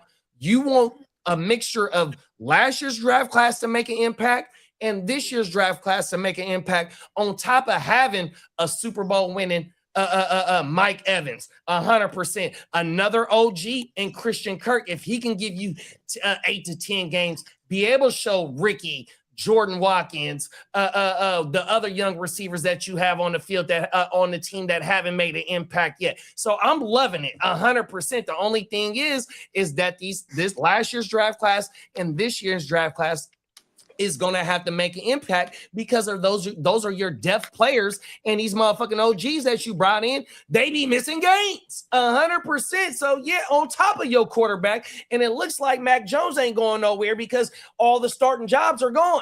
And the 49ers want to banger of a deal to let him go. Pause. Because you know why we're trying to win. Why are we going to give up a high caliber backup at that point? I love the moves. I think that the world. At first, I wasn't a fan of the Mike. At first, I wasn't a fan of the Mike Evans moves. But the way that this shit is starting to set up, bro, is like, look, bro, we're bringing a whole lot of OGs in here to be able to guide these young in the Dre Greenlaw shit. So when you bring in Dre Greenlaw and you still got Bethune, Winters, and Nick Gardner on the the field a little bit, like, look, bro, those OGs are going to be able to be key pieces to help these young pieces grow 100%. Pause. So, I mean, I love what we doing, bro. I am not going to lie. I was in a Chargers group yesterday. Oh, we're not spending all the money right, but the spending on the scheme fit. I mean, I'd like to spend the money, but hey, I'm not a GM. You know, I mean, they're obviously building what they're building. But the cap, so some of your cap gets to carry over into next year. Yeah, that's why I think that's what they're doing with Tully. That shit. Yeah, it's not always good to BMF. Say like if you got $100 million, just run through that shit, kind of like what the Raiders did. The Raiders gave Dean, Quay Walker some dough. But they also thought they were getting rid of Linderbaum. Yeah, they got BMF. You know, you might not know what BMF means, but a lot of these motherfuckers that's watching this show, they know what BMF means, and they blew some money fast, 100%. Oh yeah, yeah. We got 62 million left. Yeah, it's not good to run through your shit like that because you get to carry that shit over going into next year. Mm-hmm. But I'm gonna need the extension drop. I believe that was the extension. Pause. Okay. Trade buzz. I got you. And Peacock said, I'm hearing it's a 2-year deal for Teller, but the specifics and are not out. Harley are not out yet. Hardly anyone is reporting it, so I'm scared it's not going to be official. Oh, there goes Big Bro right there. What up, my G's? What it do? Nothing. Just finished a quick workout. What's up? Finished a quick workout before I head to the rodeo in a bit. The stock show, the local one, here close to town. Yeah, and then I'm heading up to Houston. Then I'm heading to Houston in a couple of days. Come on now. Go catch that Lainey Wilson concert. Yeah, but I just wanted to tap in and speak on that Wyatt Teller signing. Finally, a move that will appease the Texans fan base because I mean they've done some things. They signed Dalton Schultz. They re-signed some of their top free agents. They went out and they got David Montgomery. They went out and they signed a tackle from. Peacock shows up and we hear birds everywhere. This is fucking dope. Oh yeah, dude, I'm in the garage. And I got these. Continue. I got these big pine trees, and the birds like to nest way at the very top. So anyway, they brought in Braden Smith. So they made all these moves that that Houston Texans fans should have been like, hell yeah, they're doing all the things that we needed to do. You know what I'm saying? And for some reason, they still weren't like appeased. They're like, sign a center, sign some guards, get some interior line help. They're not doing anything for CJ. Well, guess what? They went and they got one of the better guards who's still available in the free agency. They got him to a 2-year deal. Specifics aren't out yet. We'll find out what all that turns out to be. Hopefully it's not an overpay. But at this point, this is what y'all need. We need that interior offensive line kind of secured. Maybe go out, get a center or another guard in the draft. Yeah, get CJ some help, run the football. At the end of the season, if you look at the playoffs, the way things work, they couldn't run the football with Woody Marks. They couldn't run the football with Nick Chubb. I think that against the Patriots, they averaged like 1.3 yards per carry. And then they threw the ball like 40 plus times a game, like towards the end of the year. So that's not the recipe for winning football games. I think they want to be a little more balanced to run the football. So I'm happy with the signing. I like it. Wyatt Teller, Texan. And I've been telling y'all they were going to make a move that I was saying Wyatt Teller needs to be a Texan. They need a guard in there. You got rid of Titus Howard. You bring in Braden Smith, who the Colts moved to tackle. He was originally a guard in college, he was like an all-American guard. And then they moved him out. They kicked him out to tackle. Well, that people have been saying, like, maybe bring him back to guard. I say leave him at tackle because you got Trent Brown, who's often injured as well. So between the two of them, you get two guys out at right tackle. Yeah, Trent Brown and Braden Smith, and then you have Arianti Ursary on the left side, left tackle. So that should be good. You got your tackle solidified after trading away Titus Howard. Then you have your center in Jake Andrews or Jarrett Patterson, whoever they go with. But I feel like go get another center in free agency or in the draft, and we're solid, man. We're looking good again on the offensive line. At least we have some bodies there that have experience. This guy's a 3-time Pro Bowler, Wyatt Teller. So we have guys who played the position and can be there and be accountable. Not like, oh shit, let's move this guy over here. Let's move that guy over here. Let's have the 5th offensive line group start this game and see how it works. Like none of that crap. Let's get it all solidified. Let's get a starting offensive line group and let's gel, be cohesive, run the fucking football and protect CJ Stroud. That's the recipe for winning a Super Bowl. 100%. That's all I wanted to say. Clip that. I'm going to put that on the shorts. We need that play action to be able to get that shit because we need Higgins and Nico and when Tank come back to go fucking crazy, bro. And fucking Schultz. They just re-signed Schultz as well, bro. They got a high-powered offense. You get that offensive line together, bro. And with the Monty and Woody back there, Paul's like, look, bro, we got a high-powered offense that can Monty Woody. Man. Monty Wood, the full Monty Woody. The full Monty. Let's go. Yes. Go world. Boom. Oh, that's a shirt. Come on now. It is. I know I did I never got the Woody Chubb one going, but we'll do a full Monty Woody for sure. Come on now, bro. Alrighty, so yeah, no, I like that move. It was one that I've been kind of waiting for. At this point, I thought the Texans were done in free agency. I thought they were going to look for guard in the draft, but now it appears they may be just drafting a center. So the needs aren't really the needs anymore. I feel like they can do almost whatever they want. Definitely get some depth on the O-line in the draft. It would be my personal take, but they don't necessarily have to spend a first round here or do whatever they want. This gives Nick Caserio a little bit more freedom to move around the board. Turn day 1 picks into, great day 2 finds or day 3 finds like he usually does. And that's what the Niners is, bro. We don't got no 5th through 7th round picks. So with the Diggy Ozua, because we were rumored to be taking the defensive lineman in the first round. Let's call him the so we can go offensive line. We can go another young playmaker, 100%. We can go depth on the fucking defensive end, pass rusher. You know what I mean? We can add to the secondary help. The moves that we have made allows us to free some shit up as well. And Trent ain't going nowhere. I want to say Diamond Joe was like, bro, he just going to kick back until about late July, early August. And when training camps start ramping up, they'll give him his deal, bring him in 100%. Yeah. So, yeah, I love the old moves that we've been don't making. want to do nothing but go and win. 100%, big bro. Yeah. I don't need to do training camp. I don't need to do OTAs, mini camp.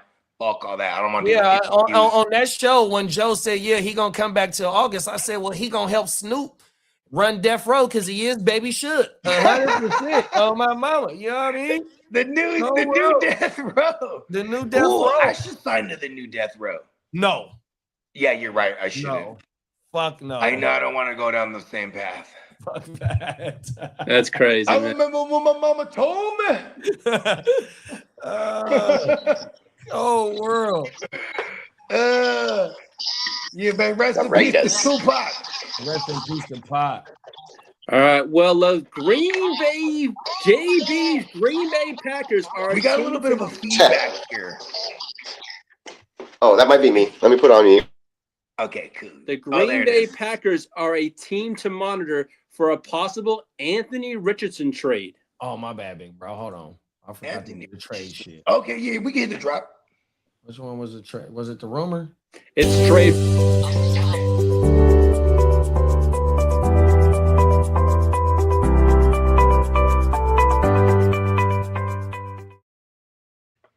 Well, yeah, and also the Los Angeles Rams explored trading Davante Adams this past weekend while pursuing A.J. Brown. That didn't work out. Well, coming out this morning in the last hour, the Rams won't be trading Davante Adams per Adam Schefter.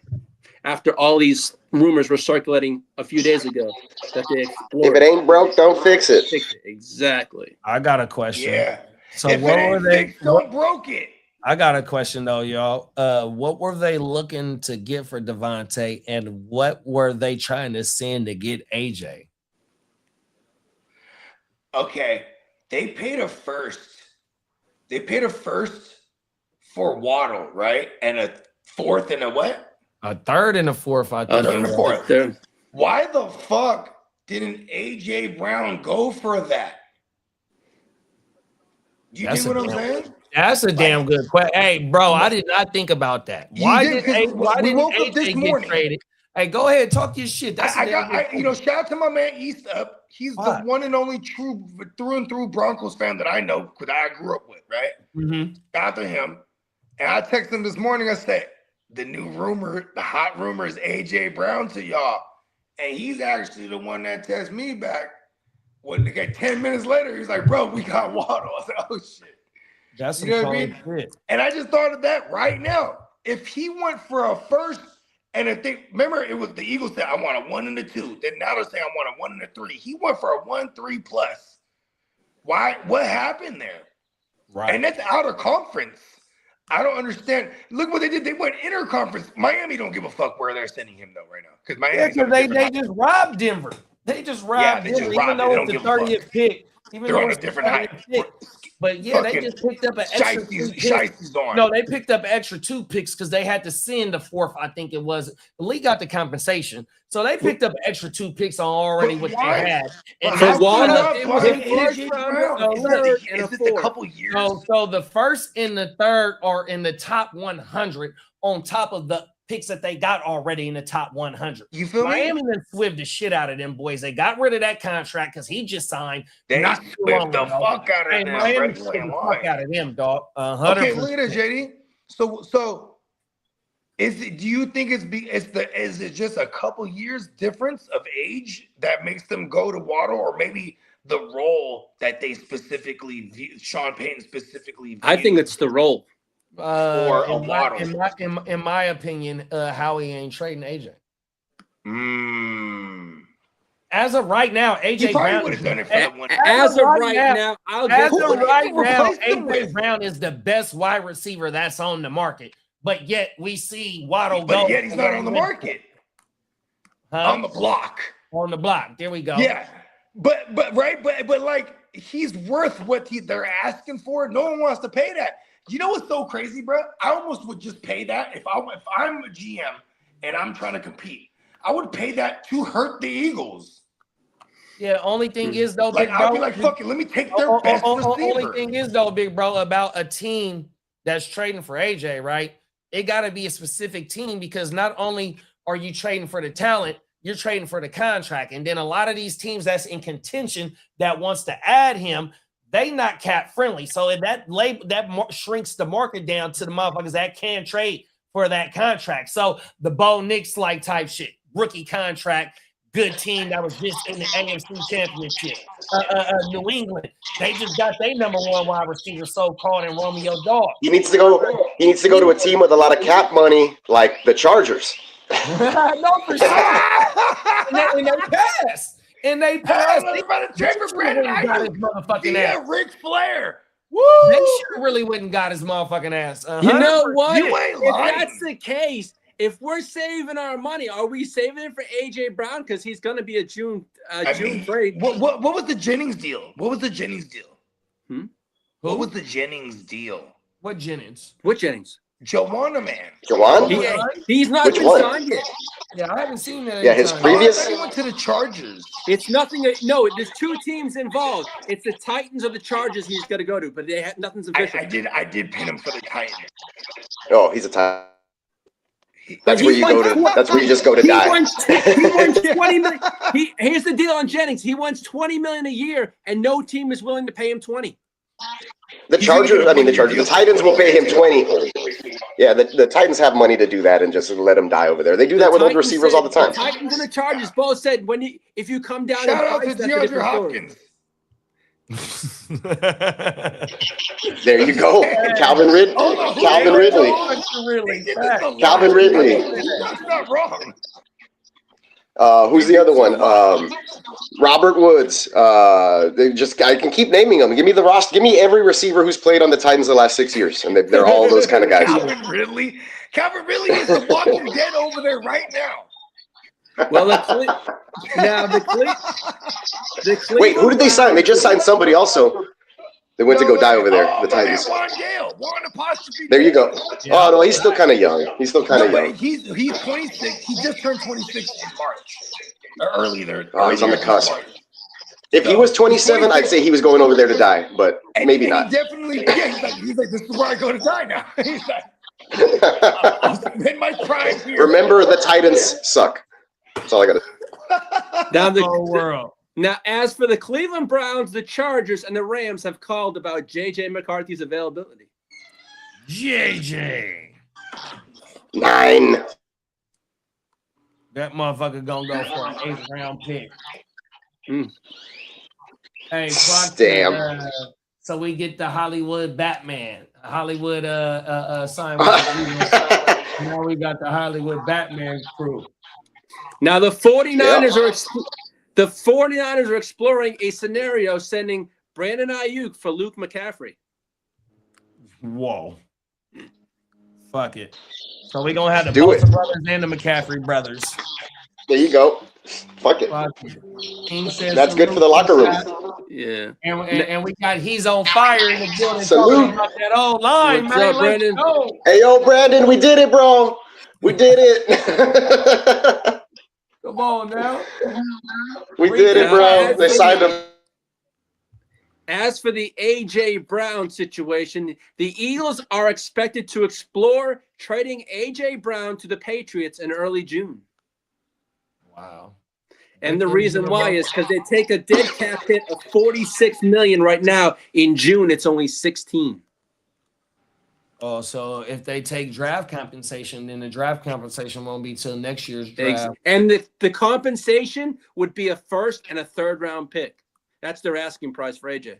Yeah, but see, that's the thing though. Like, right, they still have a good roster, even though they lost Dean, they lost Reed Blankenship, Jalen Phillips off the defense. Please forgive me, I'm missing a couple of other pieces. But yeah, it's like they still not too far from competing for that division title. They are the first team to go back to back in 20 years in that division. You know, I mean, you still got Vic, you still got whatever that coach name is. He's a fucking weirdo, in my opinion, 100%.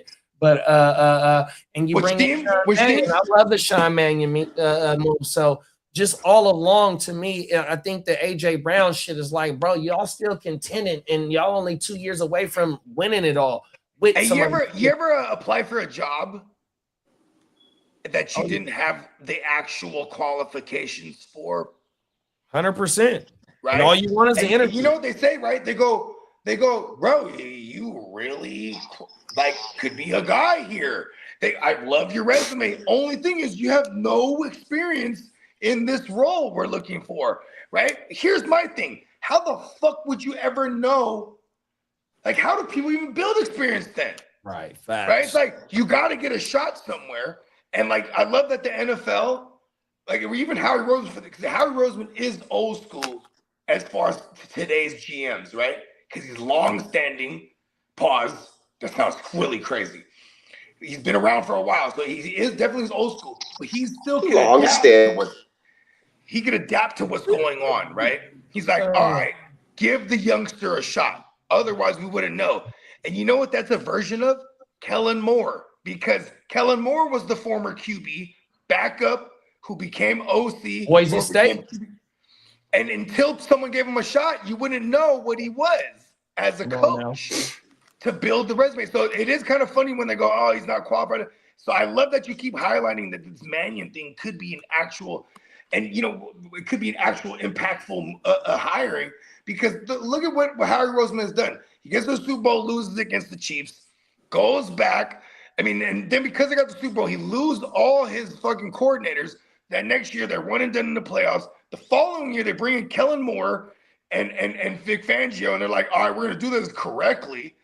Now they get poached by Kellen Moore last year. This year, I feel like they're going to do it right again. So this Mannion thing might be really fucking interesting. I'm telling you, bro, that's how I feel, dog. 100%. So we do now have 5 teams in the draft that have 2 first-round draft picks. You got the Jets have 2 and 16, Browns 6 and 24, Chiefs 9 and 29, Dolphins 11 and 30, and the Cowboys 12 and 20. I bet y'all get somebody first round for Bones. Come on now. Hey, it's gonna be some of the homies' first time meeting Bones in Vegas this year. Sure. And they be asking about Bones. Hey, remember Bones is not on the block. Hey, remember Philly Dim was asking about Bones, or somebody was asking about Bones on Facebook Live last week, and we like, man, that motherfucker gonna be at the draft. Oh, everything. Real talk. Yo, it was Dub, wasn't it? I think it was It Dub. was Dennis. Oh, No, it's it was not. Dennis. Oh, it was Dennis. Yeah, he was. Because out of all this time, Philly Dan barely noticed Bones at one point. He's like, "Who's that in your background, bro? He's creeping me out." I was like, "Oh, that's Bones." Oh my mama. Now, as for Hey, I tell Philly Den, I said, bro, you're gonna have to do an interview with it because that's what we all gotta do, bro. Oh my mama. Dennis might not like dead Bones is people. gonna be doing it big in Vegas. He might Come not on like now. dead people. The whole world. Now, as for free agent interest and player connections, the 49ers have serious interest in Joey Bosa. Juwanna Man Jennings is linked to the Chargers and the Titans. What? David Njoku is linked to the Eagles, Titans, and Dolphins. Well, you can remove the Eagles now. Yeah, the Eagles. Yeah, that's correct. Now, You had that was like you sent that like the other day too. So that now was probably, like, a couple Jonnu days ago. Smith isn't linked to the Patriots. Isn't? Is. Is. Now, Okay. as for the Saints, no teams have called about Derek Carr. Actually, hold on. Jonnu Smith to the Patriots would be badass if he wasn't going to be if they weren't going to be vulturing each other with him and Hunter Henry. Like if Hunter Henry's not there, that's fucking dope. Because him and Hunter Henry are basically the same. The only difference is fat yak when it comes to Jonnu. Zero, almost negative yak for Hunter Henry. Yeah. Now, JD, do you have the draft drop?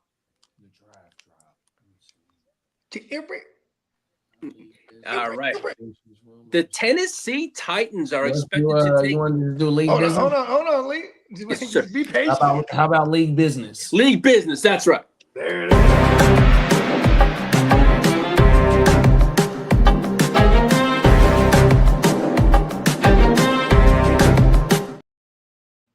The Tennessee Titans are expected to take running back Jeremiah Love at number 4 overall. Oh This shit! should be rumors.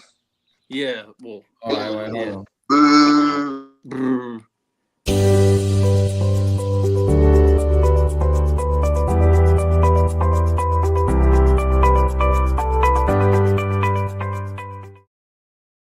Here we For the go. Las Vegas Turds. I was booing the Titans, not y'all. Yeah. The Titans. No, I As for the understand. Las Vegas Raiders, No, run it back, Lee, with the Titans thing. the Titans are expected to take Jeremiah Love at number 4. And that would definitely put the Giants, in my opinion, The taking Sunny Style. the Sunny Styler. That's styling. The S Styling. I'm gonna have to do the Jay Styling drop. Yeah, I'm gonna do a Jay Styling drop first, bro. Let's go. Now, as for the Las Vegas Raiders, Real quick. Hold on, Lee. One more thing about S Styling. Sunny Like- Style. There's been multiple people, I'm not saying no names, but there's been multiple people that I know that are inclined to target S Styling in the first round of our fantasy rookie drafts. Like, that's how high that kid might go. depending on the spot. You know, IDP players in our leagues don't play. You know what I mean? They hit hard. He might be worth one of them first round. I mean, Travis Hunter was, because we all had the right idea. Just he got hurt and it didn't pan out. Like, you know, things like that happen. Things like that can occur in the field. But S Styling is in that conversation. Yeah. Robot shit. Badass. That was fucking. It sounded like what's his. Interrupted by the radio. That was fucking Soundwave from fucking Transformers. Yes. Yeah. That's fucking badass. How come I don't have that? Yeah, that's I'm cool. hella jealous. Now, as for the Las Vegas Raiders, they're going to be hosting running back Bogart is super jealous. I want one now. I'm gonna get you a voice box It's a for good thing Christmas, I bro. don't- I'm already annoying as regular Bogart.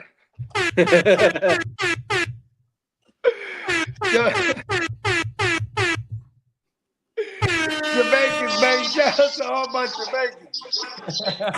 Shout out to all the Irish Jamaicans. St. Patrick's Day. The Irish Jamaicans. No, I'm serious, bro. You know that's why Jamaicans have that accent? For real? Look it up. No way. Look it up. We won't go into the details right now, but look it I up. can automatically assume Irish people are the ones out there who have like 12 jobs. I gotta go on mine. I gotta go to work. I got 12 jobs. Now, as So there's a dialect in Ireland that sounds like that, bro. And then that they put people in Jamaica, and then they stayed with that accent, and then it turned into its own thing, and now it sounds Jamaican, but it's technically an Irish like dialect the way that it sounds. The patois is You go listen to. I'll send you all a clip. There's like a white dude. He's an Irish guy, and he's talking in Parliament or whatever they got out there, and he sounds Jamaican, but that's because that's where he's from in Ireland, where they all sound like that. Oh wow! It's wild. Region. right. Yeah, it's wild stuff. So they brought because you know how like I'm an asshole probably to English people, like without even me knowing it, when I'd be like, oh, hello, mate, and blah, blah, blah, blah. I'm doing this because it sounds universal, but it's like when you're actually from there, you'll be able to tell the dialect. They'll be able to tell someone like me, why are you making up a fake accent? Like, you know what I mean?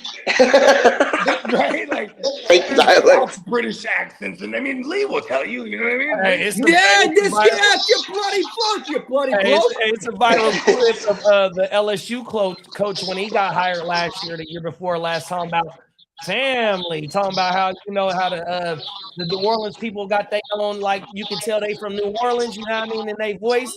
That motherfucker is nowhere near from down south, and he tried to do the fake accent of the down south.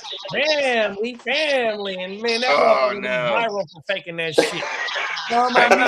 Do you remember when Liam Combs got hired by the Duval? He said no. He said Duval. Oh, he put the accent on the wrong part. Fuck that up. We better get them to the playoffs. We made up for it. Yeah. Duval. People let it slide, but if they suck, trust me, they'd have been like, oh man, we see, I knew it from the press conference. Not him. Now we do have some injury update for a draft prospect. KC Conception had a routine knee scope and is expected to be 100% ready for rookie minicamp. Uh-oh. That sounds like oddly biblical conception. Hey,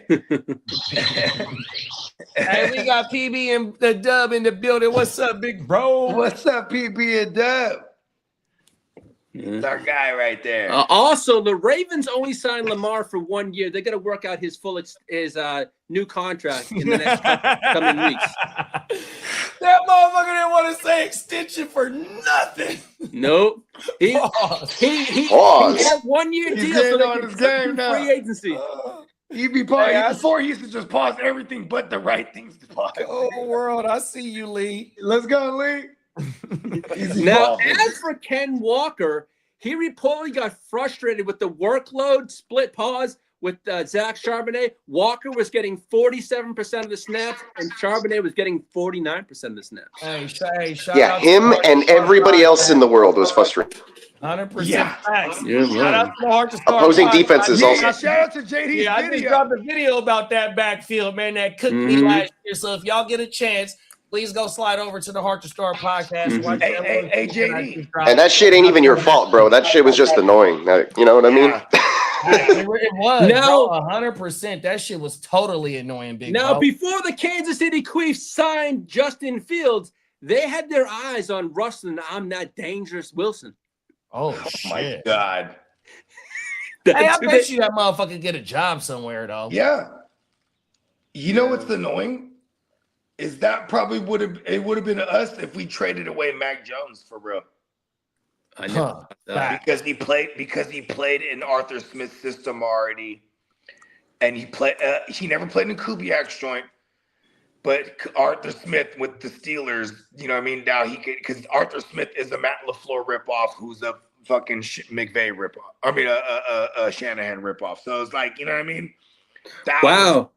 Because I had what I would have thought. I had in my news, right? Aqib Talib said yesterday he had sources saying that the Broncos would get an offensive weapon. Damn, he was right. I mean, he's a Broncos alumni. Yeah, he's been calling their games for a little while there after retirement. And also, the Ravens are among the favorites to land defensive tackle Jalen Carter. Oh, Who's shit. this? The Ravens? Ravens. Oh, they're going Ravens. in. Ravens. And you know what's Ravens fucked up get for the him. AFC?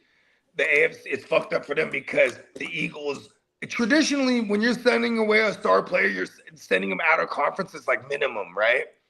So it's bad for the AFC North because that's an actual realistic option here for them. They can go get Jalen Carter to the Ravens. You know what I mean? Well, Darius Slade announced his They're not retirement. going to pay him. They just paid Jordan Davis. So I'm glad you said that, Buggy. So what do you think that old boy's Oh, and then draft- they signed Jonathan Allen. So I feel like they really are going to move Carter. I know, but what you think that his draft compensation? I mean, his trade compensation. It'll be like they're gonna shoot for a second if it's Howie Roseman, and they'll probably settle on a third and then a fourth, like sending a third and getting a fourth in return as well. You know what I mean? Like So look, so you backed out of the Max Crosby deal. You was able to go get Hendrickson. Now you finna bring in motherfucking Carter. You don't got to give up no first round. You might be giving up a day 2 pick to bring in a first round pick to add to that defense that you got some loaded players over there. Hey, shout out to Eric DaCosta and the motherfucking Ravens organization. The Ravens is doing it, bro. And if you want to look at it from the diabolical scope of Bogey, right? Bro, they didn't even want Max Crosby at all. They probably had some kind of inside information, so they're going to send the trade before anything's legal. Mind you, that trade happened a week before it was legal to do so, like as far as sign it officially. So it's made official, quote unquote. Then they have this week, and they go, you know what? He didn't pass the physical. Fuck him. Deal's off. And then it completely destroys anyone in their conference from trading for Max Crosby, essentially. No facts. His value because they paid up 2 first rounds for Brett. Nobody else doing that shit. 100%. So his motherfucking value then went down 100%. So if he gets traded, it's the NFC team, in my opinion. If that happens, if so, I think the Ravens successfully destroyed Max Crosby's value for anyone to trade for him. No, sure, I agree with you. Yeah. Well, for it to make it worth it for the Raiders to do so, because Chargers will send fourths and fifths and bullshit at them, but like anything that the Raiders want, it's not going to happen anymore. You know what I mean? Well, Chargers free agent Najee Harris rehab is progressing well. He's expected to get a prove-it 1-year deal worth about $3 million. Yeah. Who's that, bro? Najee. Come on to the Niners. Fuck it. Come back to the Bay. As for Tyreek Hill, is expected to be ready around week 4 and could sign later in the offseason. The teams are to monitor are the Chiefs and the Chargers. That's about it. Yep. Who said who you get that story for that motherfucker gonna be ready about week 4? Oh, that came from Palisaro. Oh yeah, shit. He's bad. That motherfucker trying to get back, boy. Now, as for the Buffalo Bills new stadium is here's what's almost crazy. Hold on. We need to make sense of that. Why they say week 4? You know why? It's because he's set to get another surgery, and that's the best case scenario for him. Yeah, put him on the pup. That's the best case scenario. Mm-hmm. Hey, I'll be right back, my G. Wouldn't they put him on the short-term pup then? No, he's not on any team right now. Oh, no, but if he was on a team, no. You would never sign a player that's not gonna pass a physical.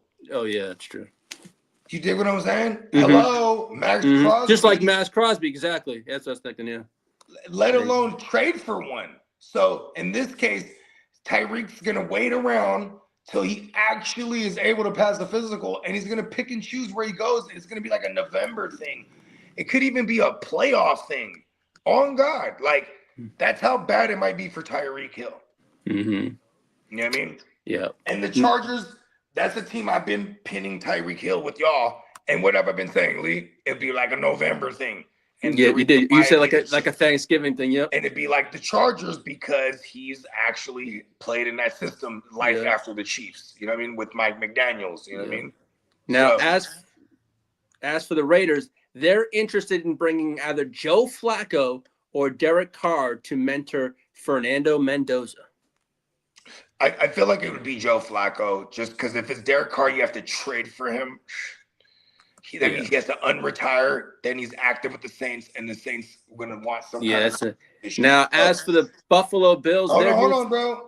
So that's why I think it's Joe Flacco, because you're gonna go have a veteran in there for Mendoza, and Mendoza's more than likely a week 1 starter. Like, I don't think they don't not try to hit the ground running with the kid. You bring in a Derek Carr. Derek Carr's on a self-righteous mission.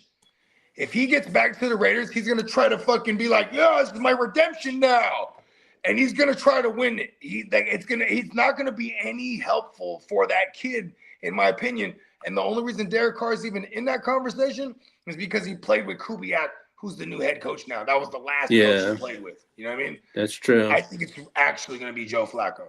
And the Buffalo Bills' new stadium is nearly finished, ahead of schedule for the 2026 season. I could see them getting a lot of primetime games with that new stadium, probably. They already get enough primetime games, bro. Yeah, that's true. Like, that doesn't make a difference. They don't go, "Oh, the Browns got a new stadium. Give them more primetime games." I could see them getting an opening game, though. Like the opening week, primetime. Against the champions? That might be, because they're in who's the reigning champion? The Patriots. No, it's the Seahawks. Seahawks. If we don't have them on a schedule, if we don't have them in rotation, then that's not going to happen. They're not going to put them on. Yeah. And they wouldn't put, and on God, they're not going to put an opening stadium in the first week without doing anything other kind of prior events there, because we've already seen that happen with the Raiders Stadium when they started doing events. Remember the wrestling event they had there? Oh, yeah. And all the shit flooded. Like, these new joints, they're just not. Listen, that's just. Yeah. The Bills is different, though. They're gonna have 5 primetime games no matter what. You know what I mean? Exactly. A new stadium maybe gives them a 6th or a 7th. You know what I mean? And that would be insane. Yeah. And Darius Slay retired also. Because there was only one Super Bowl team champion, Darius Slay. He got one. It was good for him. There was only one team he'd play for, and that was the Eagles, and they did not. That was it. He played for the Lions and made his hay. Yep. That's where he actually made his name. Then he went to the Eagles. As a smart move to go chase the actual ring, because he was trying to home grow with the Lions, and it is kind of crazy because he was really good. He was the guy that your Jefferson didn't do well against. You know what I mean? Like, hey, Peacock, have a great time at the rodeo, buddy. For sure, Peacock. Yeah, head on over to neonpeacockmerch.com. Yeah, extended sale in this thing. Yes, sir. What else you got for me, ears? That's all the ears to the motherfucking Really streets is. got. Yeah, so you know what I mean? We'll big kick it for till the fella gets back, and we'll start winding this thing down. You know what I mean? Where's the draft at right now? What round? We're around 30. We're around 40. We're about to close up round 41. Nice. I think we're entering. My last pick was at the end of round 41, so we're probably in round 42 now. Nice. So we'll probably be done. We're in hour-long clocks right now. So there you go. So we're about to close this thing out, and if not today, tomorrow. I'm sure. Nice. We got 10 rounds. There you go. 10 rounds left, yeah. And with an hour long, am I ambitious? A day or two, kiddo? What are you thinking? We already got some dedicated autos, so those will go by real quick. We got probably right now we'll see 4 off the board in a matter of minutes. Who's it on right now? It's on Retailman, and then we're on the flex. The other 2 are autos, and then it'll be back to me, Mayberry, and then you. Yeah. All right. Here, let me throw it up. So the guy on the clock, he actually has Drake. He has Drake May and somebody. I forget who his second QB is. But the reason I'm bringing this up is because my last pick was Josh Dobbs, because I've been angry for about how many days since this guy took Milrose? Last week? Why the fuck did that guy take my Jalen Milroe to back up my Sam Darnold? So I just been figuring out different ways to grab things that I can package up.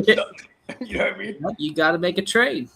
Yeah. And that's so I started with taking his backup. And I'm like, listen, you got a mobile QB over there. What are you doing with Milroe, who's the backup to a statue pocket quarterback who is about to get paid? You know what I mean? Like, you don't need Milroe. Give him to me. He's worth it for me only. You know what I mean? All And right. I need to figure that out. 41. We are at the back end of 41.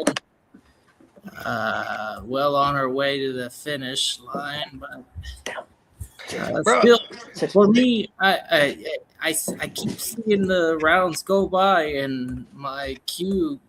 I got this queue that I built probably like week 3 that I'm just kind of like sitting on, and I occasionally will go through just to due diligence to make sure I didn't fuck up and miss anyone. But for the most part, this thing has stayed steady, and I've got just enough to finish it off if all goes smoothly. I don't know. I've come to conclusions that the defense, if you knock it out early and you square it up, then you can get the discounted offensive players in these startups. This one's a little bit different because you are picking rookie picks, and the value on picks we don't. Hey, have kid, Albert's got a question. Do you like McBride over Bowers? Yeah, absolutely. Okay, I've been thinking about this. I'm with you because I love that it's Mike LaFleur. And we're looking at Jacoby Brissett again. I fucking love McBride, right? Here's my case for Bowers. If they don't get anyone notable out at receiver, they brought in Jalen Naylor. Cool, good job, right? But it's not like where we're worried about Bowers. He's already going to be the number 1 target, and he's a tight end. When it comes to rookies, they tend to lean on the tight end naturally as a safety blanket. Then you have Gary Kubiak. So there is a case to be made if you want to look at preference. I think Bowers, if he didn't get injured last year and he still did Bowers things with whatever QB it was, we would have been,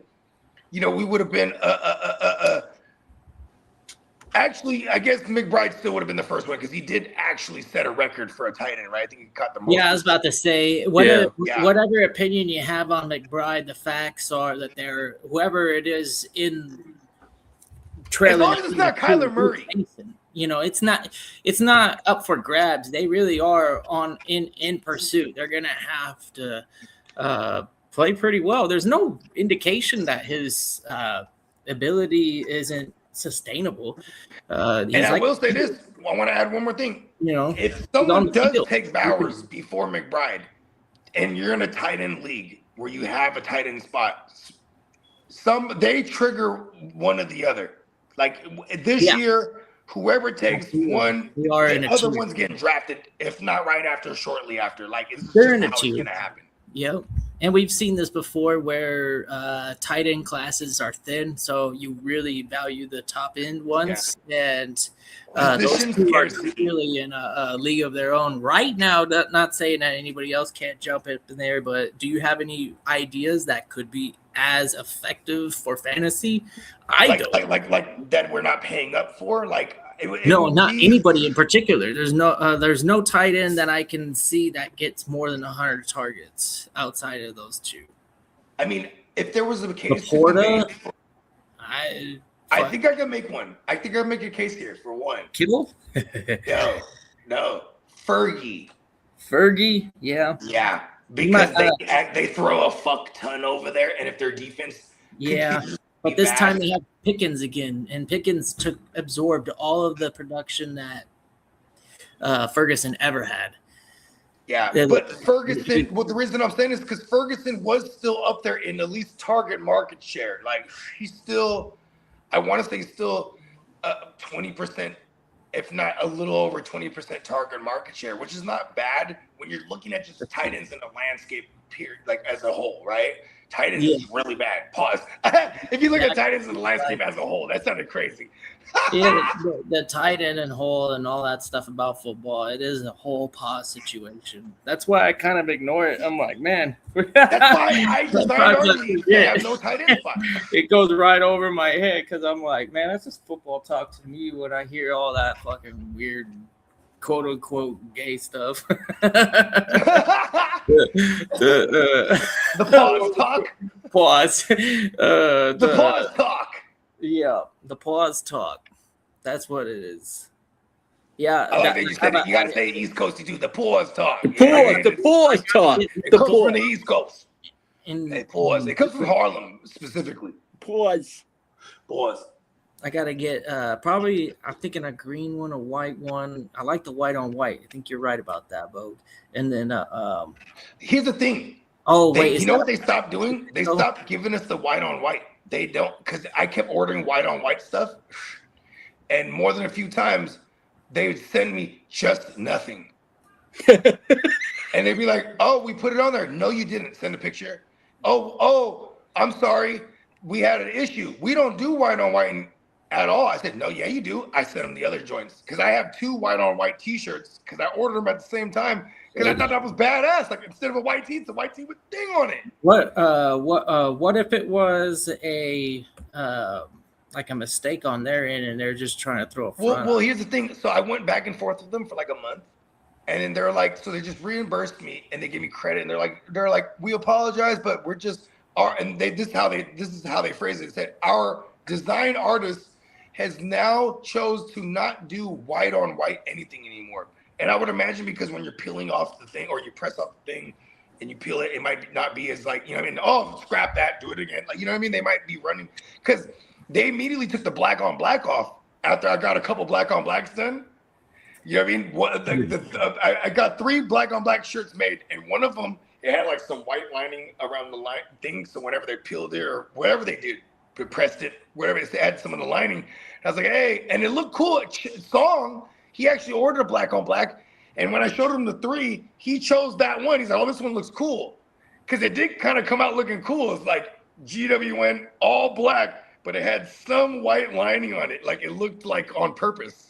Yeah, I don't even know why they cheesing out on the idea. Like, it ain't your fucking shirt. Just follow orders. You know, it's like right. The customer's always right. But you know, like shout out to Threadless though. Why not even just throw it into the machine? There's no way that the machine is gonna fuck up because it's got a different colored T-shirt. That's some bullshit. Yeah, I don't know. I think it's the quality after it's because they when they did press it for me, the first 2 the one time I ordered.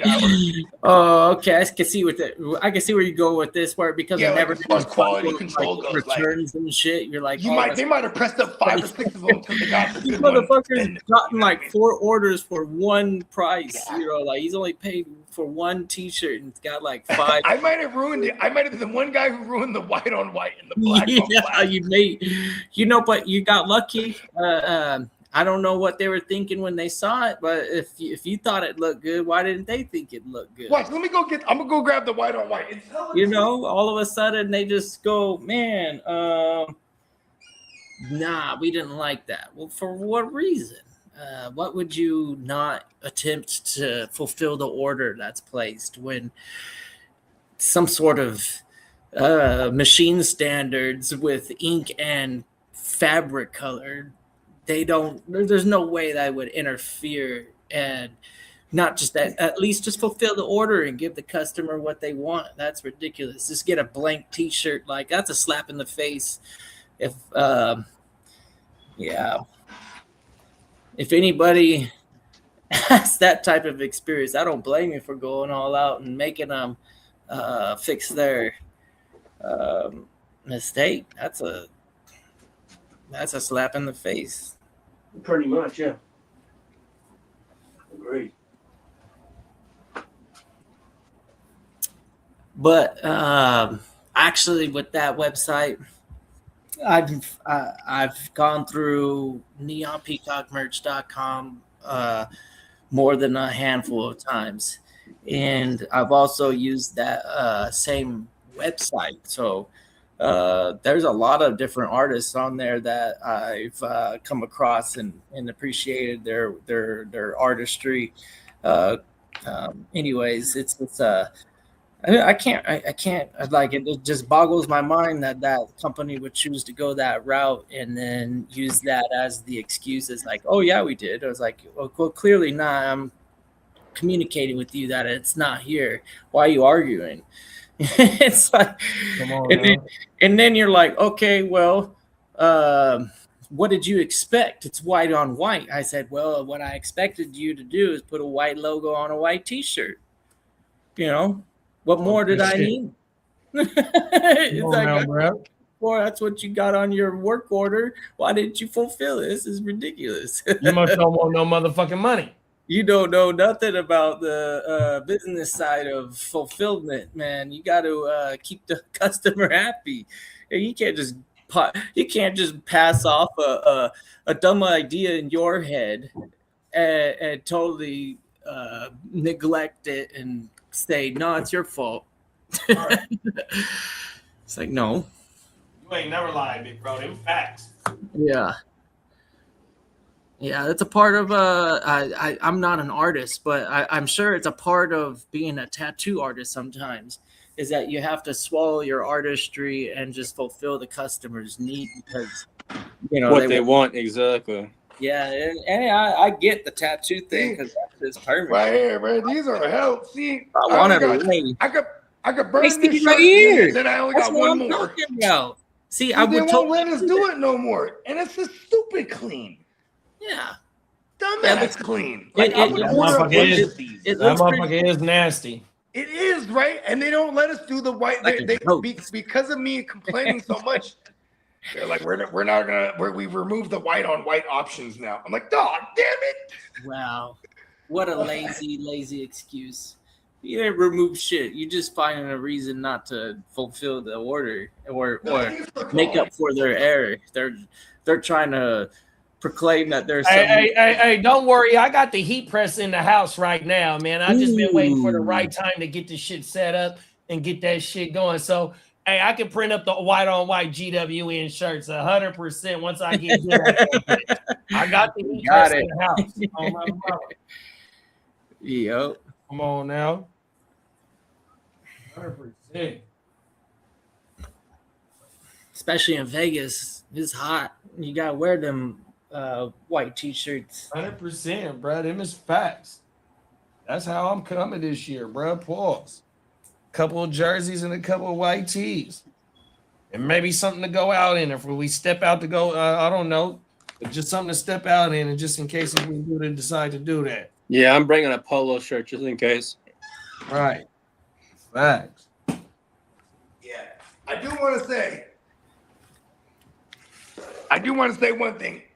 Shout out to Threadless and NeonPeacockMerch.com. Phenomenal quality, and I think that's what the standard they're trying to hold. Come on now. You know what I mean? They don't want to send things out where like multiple complaints be made by one individual. That's what I was thinking to say.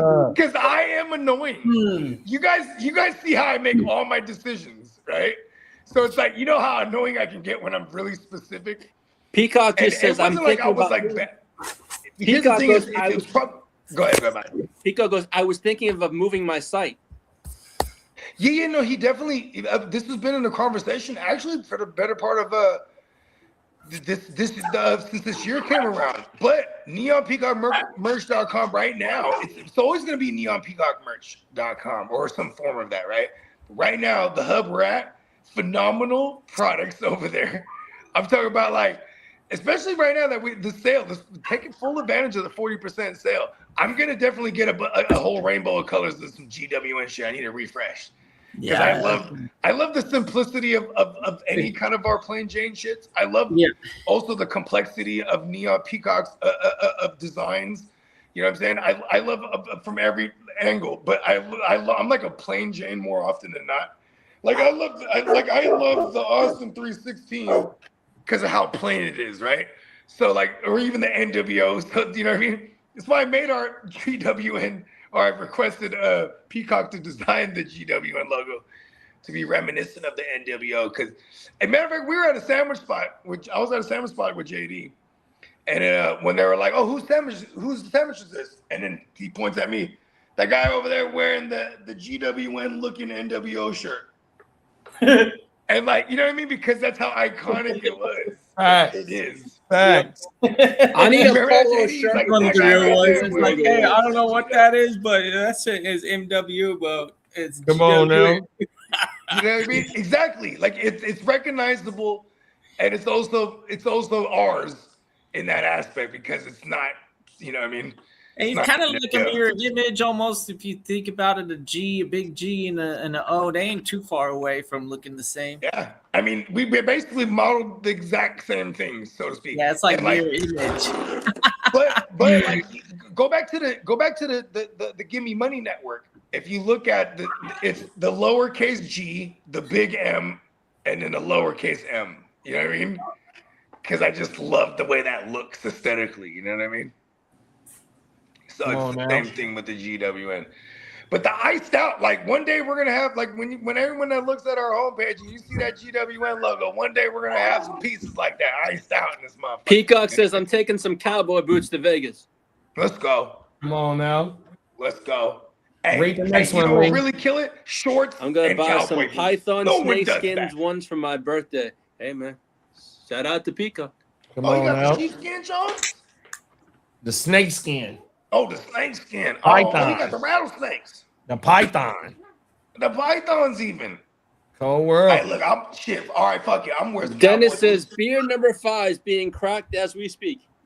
Come on Hey, now. Dennis, I'm barbecuing that. So that when I went on my cat mission, just Yeah, you was firing the grill up. Oh man, I'm 20 minutes into it now. Talk that shit. Let's go. I got- you know what I'm got the saying? chicken We wings rocking on the this St. smoke. Patty's Day. Fuck. Hey, has anybody got a chance to see what I did on the grill last night? Oh what? Oh, Is it on- Repeat that. Yeah, it's on the ground. Oh man, so we did some Pull that thing thin, up. we Pause. did some thin damn, I forgot what cut of the steaks it was. Then wifey put some shrimps on the kebabs. Yeah. Then we had the little fin foil tin, and we put some Dungeness crab on the grill in the foil really tin with good. hella butter and hella seasoning. Oh. And the motherfucking crab had that smoke taste on it, bro. Yeah. Y'all look at my Instagram or my Facebook, bro. That shit is popping, bro. We had a good time last night on the grill, bro. Hey, you know what's hella crazy, bro? It's like there's the farmers, and then there's the motherfuckers who go to the sea for the food, right?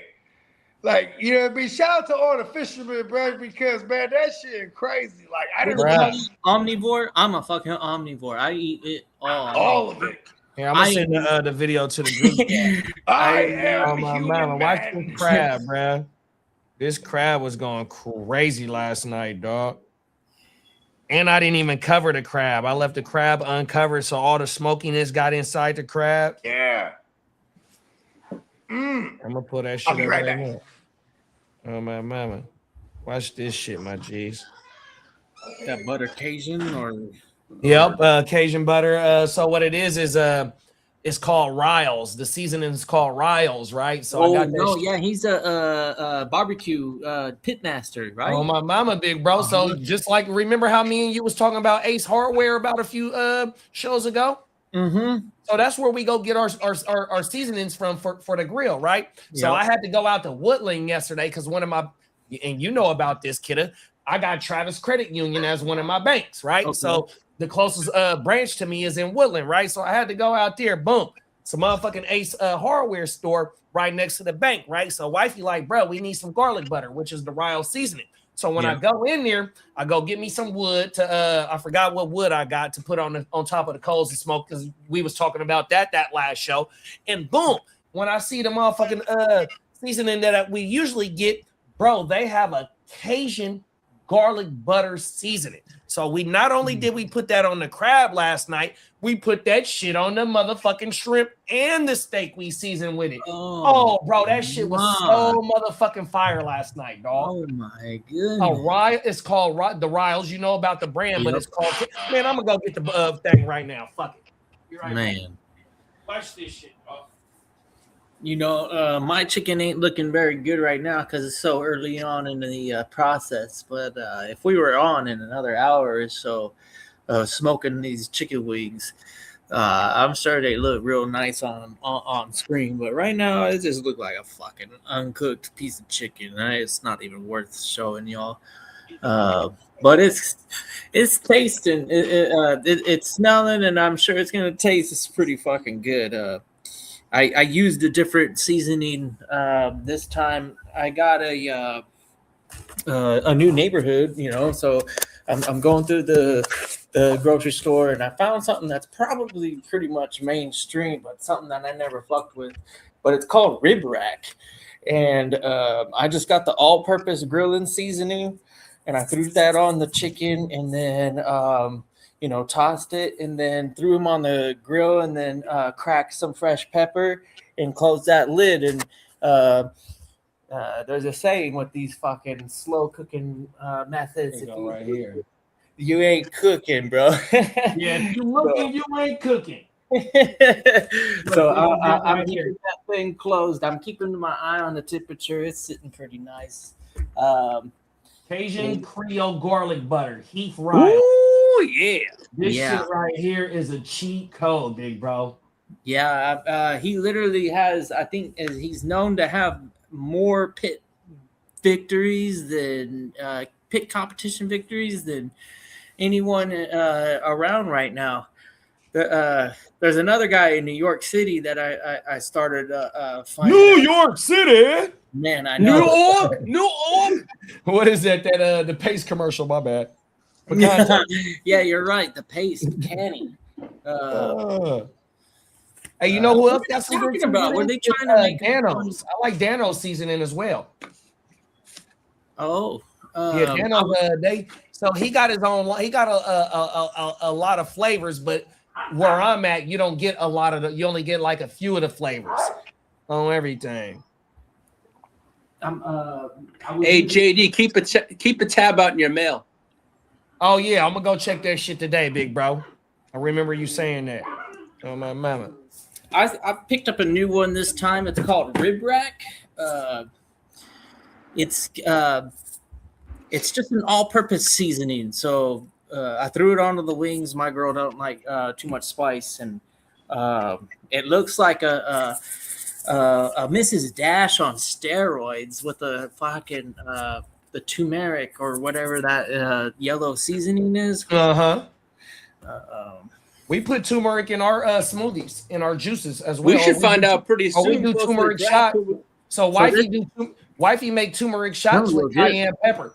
The cayenne pepper mixed with the turmeric, it brings out. Damn, I forgot what the fuck she said. It brings out though, bro. Cayenne pepper and turmeric brings some healthy shit out in you, bro. Oh my mouth. Wow. Yeah, I believe it. A lot of Indian food has turmeric, the saffron and turmeric. Man, that shit's like fire.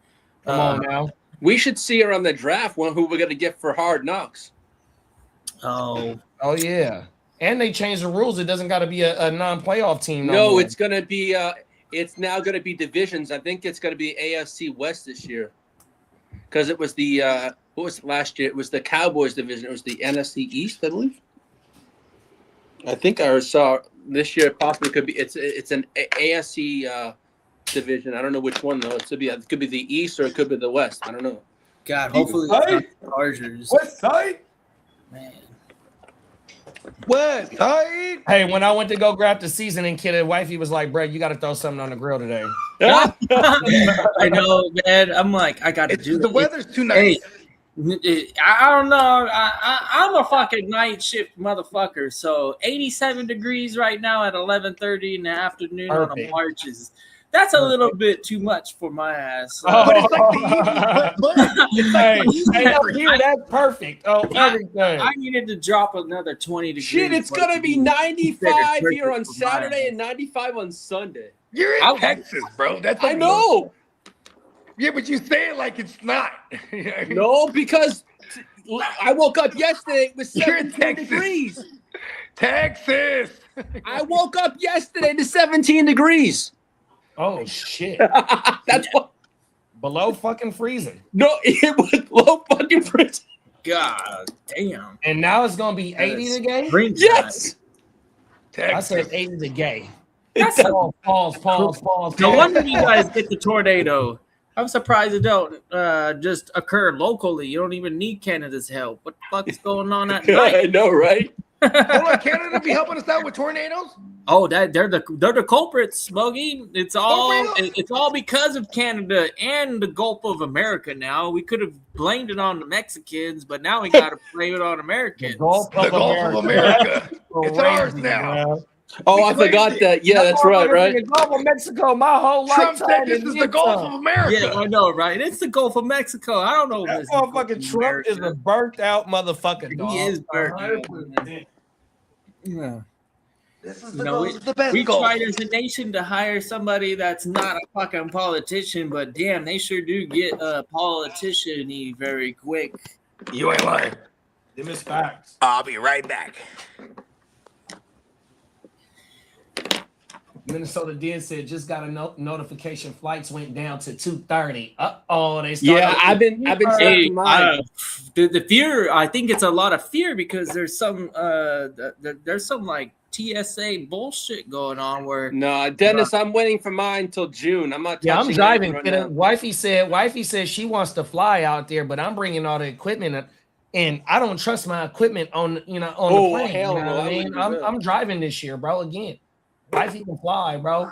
I don't mind. The TSA is thinking about striking. Then they got like, what are they going to do? Are they going to during the time of war? Are they just going to be free and easy about who gets on an airplane? Basically, we're in the same situation before the last. You know that ain't going. And you know what, Gangrene? And I hate to say this, and you know I know this ain't the OJ and the blunt for breakfast, but I think your sleeper cell's already here, bro. Okay, yeah, I wouldn't be surprised. The border's been open for so long, working, and we've already disclosed it. That like we came out and said, "Oh yeah, we had a CIA guy in the building with the fucking Ayatollah making decisions about all the like the head honcho decisions." You know, in that same conversation, informant style. So you don't think that anybody else is playing by the same rules and same game? I don't know. War is war, bro. It ain't no low blows, bro. I'm waiting for my tickets to go down to like under about 125. Except for nuclear shit. When it's around 125 to 130, I'm hitting the smash button. Do you got your alerts on? Yeah, I got all set up, and I'm going exactly the same way as the last year. Is there a tool where you can utilize and get on each airline you can sign up when it hits your target? Yeah, you can sign up on each airline has a thing you can set it up with. Yeah, that's pretty cool. Huh. And you can get daily or weekly emails. I get like daily, so I can see it. Oh, okay, yeah, I've had those ones. It fluctuates crazy, but the attitude of the whole flying thing right now, because I'm fortunate enough to not have to even fly. Like I could drive too if I wanted to. Might end up doing something that way just to be safe. Yeah, I'm flying too, bro. I can't trust my equipment on there. But I'm gonna have to do it when I do the draft the following week, though. Is put my shit on the flight, though. But I'm putting that shit on the carry-on for sure. For sure. Yeah, I guess I still have time to think about it and wait for everything to pan out.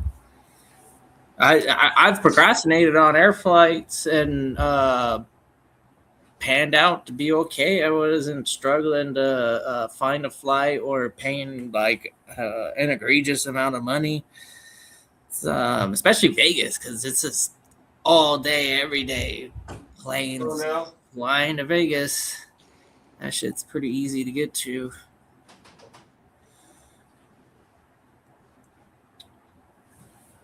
Facts. Especially us here in California, we got direct 1 hour flights. 100%. I remember they booked it there before.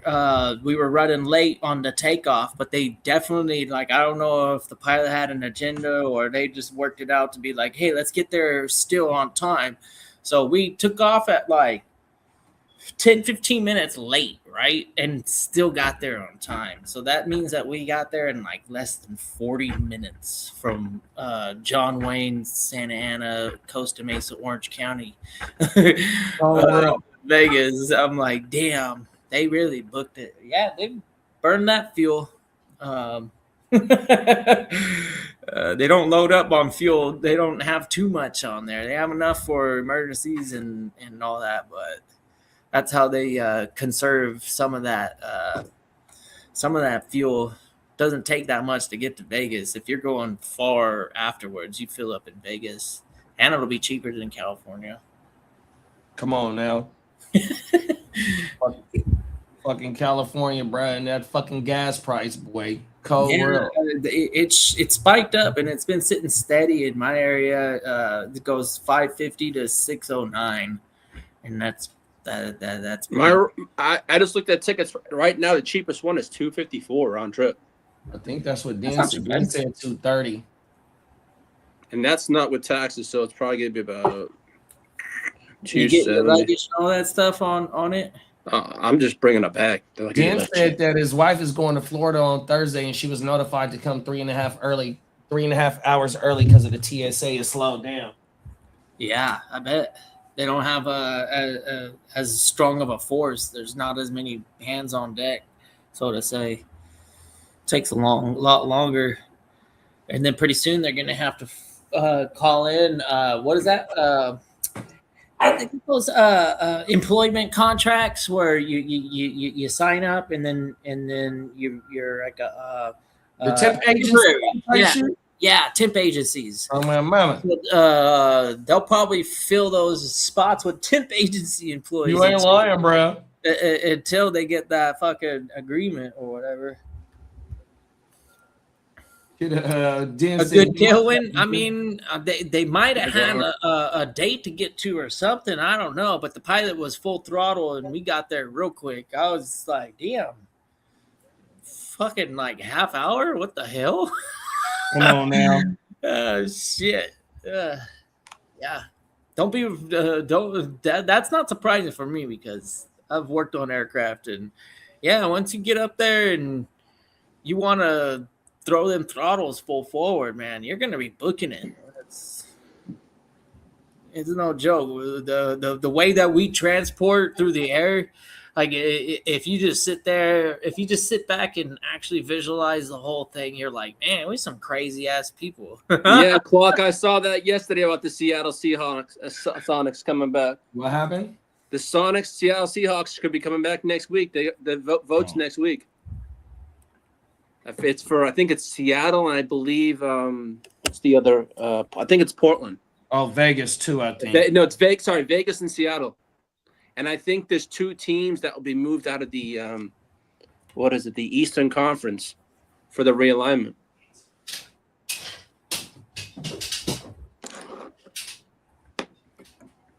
That's what I did see. Fuck basketball. That shit sucks.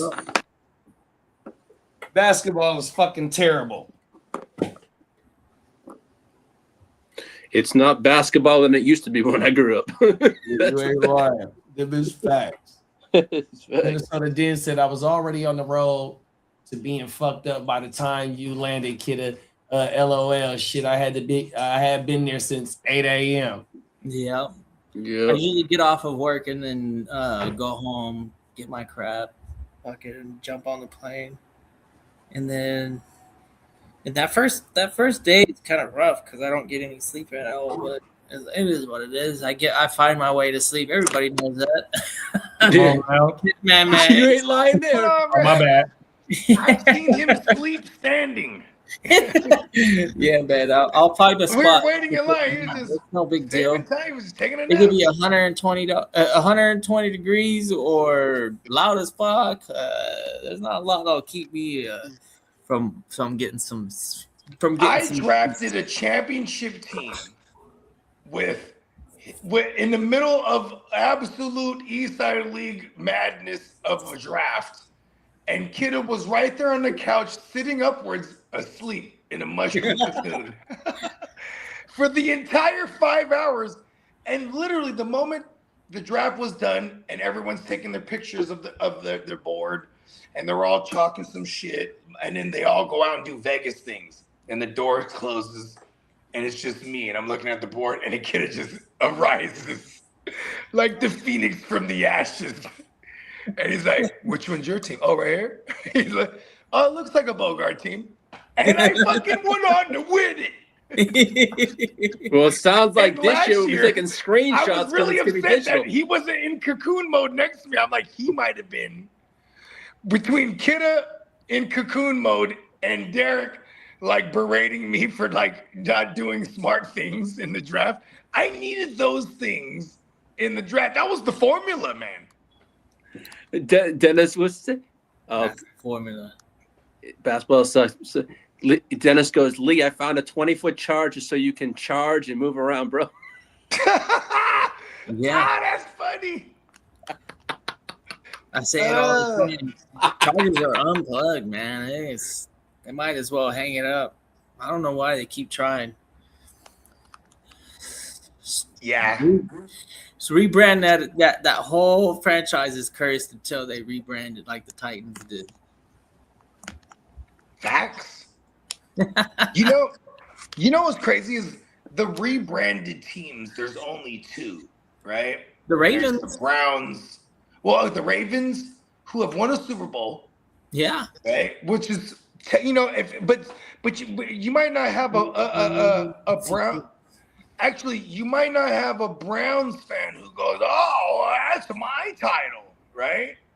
Because it was basically when they canned the Browns, that organization became the Ravens. Then they reignited the Browns organization again years later, right? But everything that was going on with the Browns at the time, with Bill Belichick and Saban and Ozzie Newsome and everyone else, Ozzie Newsome, like a dirty vato, he's like, hey, he takes the gig. While they move forward, they took everyone but Belichick and Saban because Saban was a loyal Belichickian. You know what I mean? Mm. They didn't take them because they knew if we take Belichick, he's gonna run it like his way. He already had that reputation. Then he had to then he had to go back to Parcells, and then he even went to the Jets and sabotaged them for a year. You remember that? He went over there, took the head coaching job.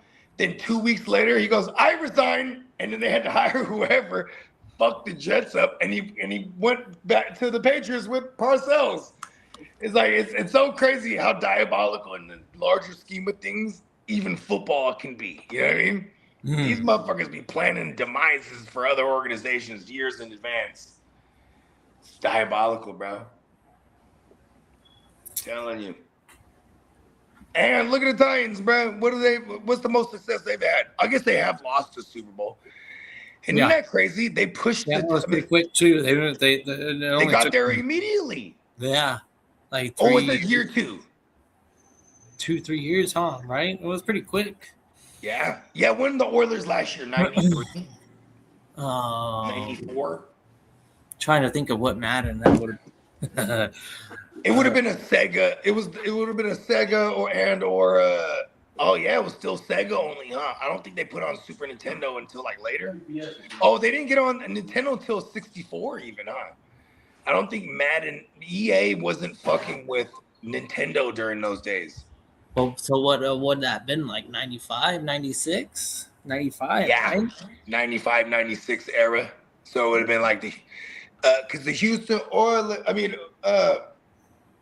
the Oilers was around 95. Yeah, I'm not convinced actually when I say it out loud. I do remember 1993. The Oilers were a thing still because they had what's the dude that used to run tall? Campbell. 96 was their last year. 96. So then 97, 8, and 9. So third season. Oh, second season, they got into the Super Bowl. Is Luke in there? Pretty good. Makes sense. Yep. Rest in peace, Steve McNair. Yeah. Air McNair, bro. That's fucked up. Y'all remember that story? Yep. Bro was just taking a nap, bro. He might have had a couple bitches. But one of them was not. not One of good. them didn't want to share him, bro. That's right. One of them didn't want to share him and put him out when he was in his sleep, bro. Which is like, and listen, man, rest in peace, my cousin Jewbug. I love you, blood. You know, be that I don't want to get into the details, but he was, you know, he went under and then didn't come back, and that's how I'm just gonna hope it actually happened, because, you know what I mean? Like, I guess if you was to pass on in your sleep would probably be the best preferred method, right? And that's what we all collectively for tend it. to agree to. Because that is the one thing that we'll never escape. From the day we are born, we are moving towards the day we go back home. Yeah, I would say even the medical like professionals that you know, unfortunately they have to be the first ones at the scene, right? Yeah. They tend to say it's like, oh, it was during their sleep. Okay, well, Yeah. that was that should have been like a peaceful, like. Imagine how desensitized those type of health workers are, specifically, right? First responders, they're going to be desensitized. They're not going to be like insensitive to shit, but Well, yeah. they definitely seen enough.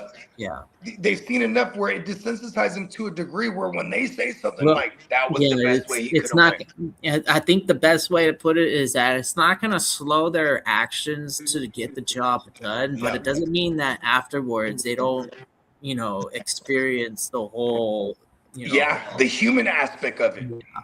Like, yeah, when but you during think the, about the I impact tell you, of medical effects. professionals are some of the most impressive people on the planet, man. Like anybody in action trying to save a person's life at that moment. The most unselfish thing to do. You know, I couldn't imagine anything more stressful to being the person that's responsible to save this individual that's dying. You know, In the animal kingdom. And then, mind you, I'm not an animalologist, right? But I am a doctor, and I will say, in the animal kingdom, in my opinion, you will see the mothers fend for their youngins upon attack, right? But most in the wild, it's usually kill or be killed, survival of the fittest, that type of shit. But when you look at the ants, insects, right? And that's not the animal kingdom. Now we're talking insects. These motherfuckers will have bra on their back. You know what I mean? Like that's like emotional there. What is he gonna bring them back and eat them? He's like, hey, listen, you know, that's food. No, it's they got the homie on his back or the homegirl, whatever it is. Like, and they marching along. Like, you're like, oh shit, he's carrying this motherfucker. He's wounded. Shit at the raid. And we're just all ants in an ant farm.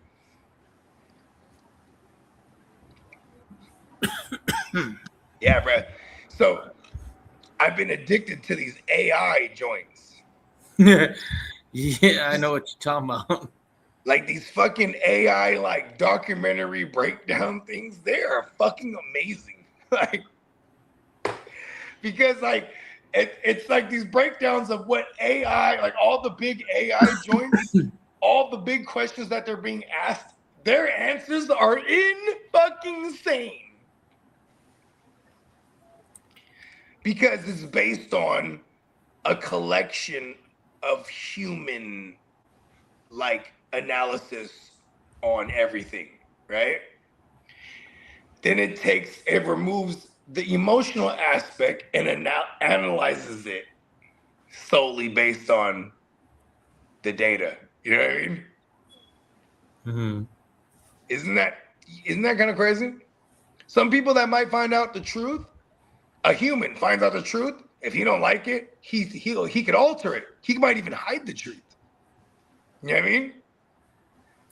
I mean, if you're talking about statistical anomalies and hiding an anomaly, but you know, yes, hiding an anomaly specifically. Yes, you nailed it.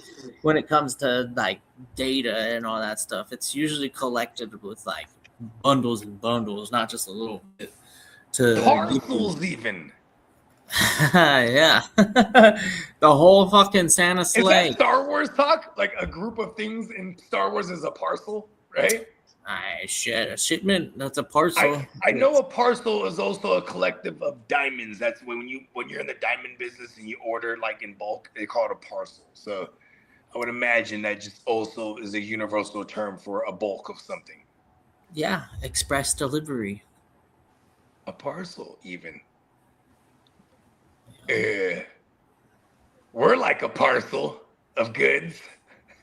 The GWN. Delivered right to you live. All right. Well, so what you got on the grill? Is it almost done? Nah, I'm almost ready to flip them. Oh, nice. Yeah, pretty much. Well, let's see. I don't know, man. I think I gotta wait for another like 5-10 minutes before I want to really. I'm doing indirect and letting them things really do its thing. Indirect is like, yeah, it's some patience involved there. Yeah, I got to keep that lid closed for another 10 minutes, and then I'll go ahead and flip them, cook for till they get to temp. You know, I just need to flip them once. Yeah, this is badass. Like, you know what I'm talking about? Like, you know what I mean? Because you are a grill guy. See, and that's the thing, is like the things that we enjoy. Like, isn't that crazy? The freedoms. Like, imagine this, like people that don't take account for how grateful they should be for the little mini freedoms. Like, listen, I love getting barbecue, but then I can't barbecue here. I gotta go somewhere to get it, right? But then all of a sudden you move to a new spot. I can barbecue here. Freedoms, right? It hits hard. That's crazy. Hits hard. I'll be right back. All right. So I'm gonna load something real quick. My girl's pulling that.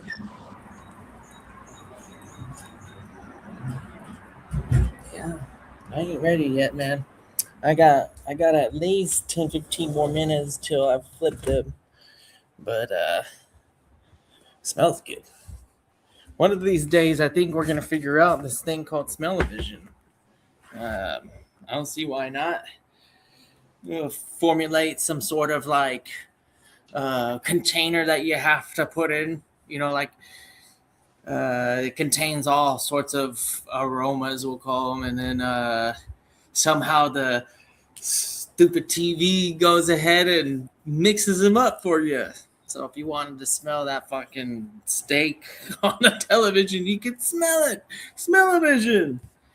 Great idea. I don't know. How far away are we from that one? Probably another...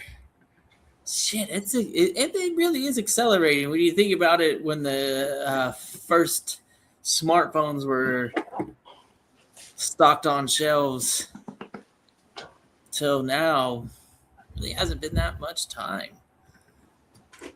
Modern cell phone has been pretty much the ultimate device for at least 10 years. As in, I don't know how much better a fucking phone has gotten outside of the camera capabilities and being able to connect to 4G, LTE, then 5G and all that stuff. They've been able to do everything for a long time. I remember when I didn't have one. That was my argument. It's like, I'll get one when they can do everything. It didn't take too long. I was on a Galaxy 3 when I said, damn, these things are fucking awesome. We didn't even have Apple CarPlay, but the actual smartphone was definitely a killer addition to your life. Looking back at it, I don't think I can. I could say that it would. I could tolerate it, but it would be annoying if you had to go backwards. Imagine that. Fuck. Mm-hmm. You're like, oh wow, no, like internet. Oh man, that's weird. But I want to know what the menu is for that restaurant. That's how it is for me a lot of the times. I like to research, and that's what the internet's for. Hey, kiddo, we probably could shut it down, buddy. It's nice. Let's see the new grill. I don't know if you caught it. It's pretty nice. Little patio-sized barrel grill with the smokestack, and I have a basket that I could consolidate my charcoal to and do indirect a little bit. And then if I wanted to, I could get an offset smoker, like a little firebox installed on the side. But really, it's a patio. I don't know. But this 2.5 hour cook, I got plenty of charcoal for that. And yeah, it's been amazing. I've missed it more than I realized once I started getting back into it, and really putting the grill together. It got me excited. But yeah, it's a lifestyle that I like to say that I've been into for a little while now. I started off on the little portable style Weber grills, little kettle, small. I used to cook tri-tips on those and salmon, do plank salmon, tri-tip, chickens, all sorts of shit on these little tiny portable grills. They fucking come in handy, and they really can produce a lot of heat. So certain things, they really come out nice, like a steak. Steak is always going to be pretty freaking fire on a little campfire, personal portable grill or whatever. Do I use hardwood lump charcoal? Yeah, I do. Currently, no. I use B&B oak and hickory briquettes right now. This was the first burn-in, and I was able to get 18 pounds for $10 each. Oh, wow.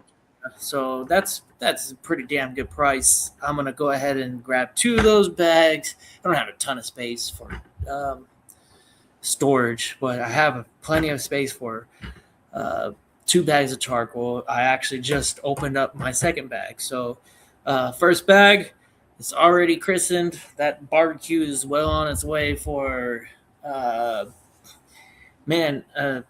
JD is cooking multiple times a week. I find myself finding excuses to do that also. I really enjoy cooking on charcoal grill. And usually going into a new neighborhood and cooking on charcoal, you always feel kind of sketch because here in California, fires and all that stuff. So that's that's one of the reasons why you start to think about, like, oh, what are my neighbors going to think? And then obviously the smoke output. But so far so good. I haven't heard anybody complain, and I've come to find out that it's a little bit it favors, oh, it smells good, as opposed to, oh shit, I'm offended by the smoke or whatever. And then if anybody cooked on charcoal, you realize that it really is that first initial 15-20 minutes of heating up them coals.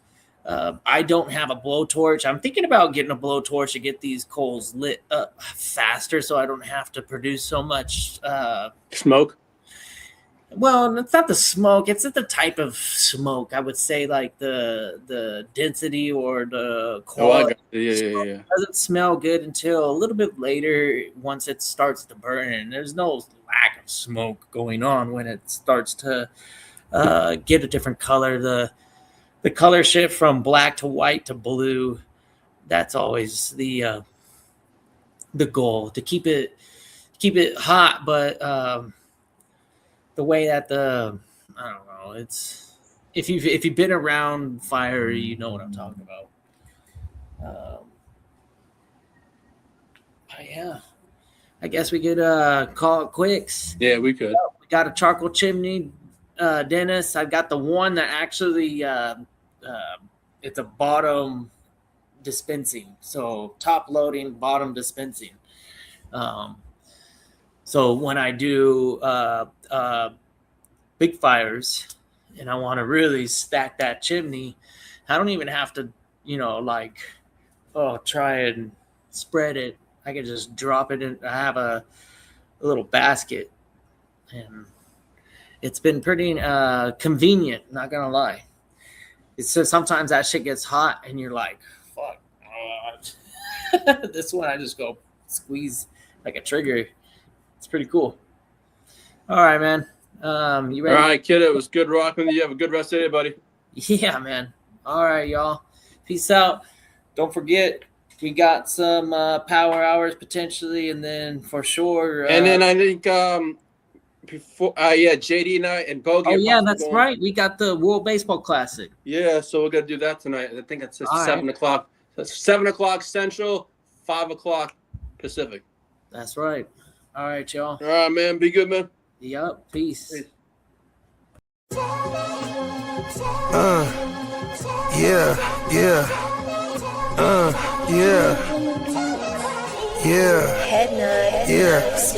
I run a tight ship, loose lips sink ships, run shit, dripping like a runny faucet, let that sink in. Table full of bosses at the meeting, double crosses, and we gon' have to toss you off the deep end, baller blockers. They tryna block my shine, solar eclipse. I'm a mobster and a doctor. I prescribe your daily fix. From the tech mecca, we lit, we see chips. Bench presser pumping this weight, the bees flip. Don't let the tech stretch you talking that shit, get green lit. Silly suckers tried to ride my wave, got seasick. How I'm living, counting this chicken, we out eating. AM to the PM every day, carpe diem. Yeah, I tell you about that money off top, Bogart, gotta feed somebody. Look, I don't know nothing except make more money. If you ain't got no money, then you ain't nobody. Money is a religion, righteous cause for sinning, riding for the cause, we've been down from the beginning. 100 miles are running, all your mouths are running. If you ain't talking money, then you ain't saying nothing.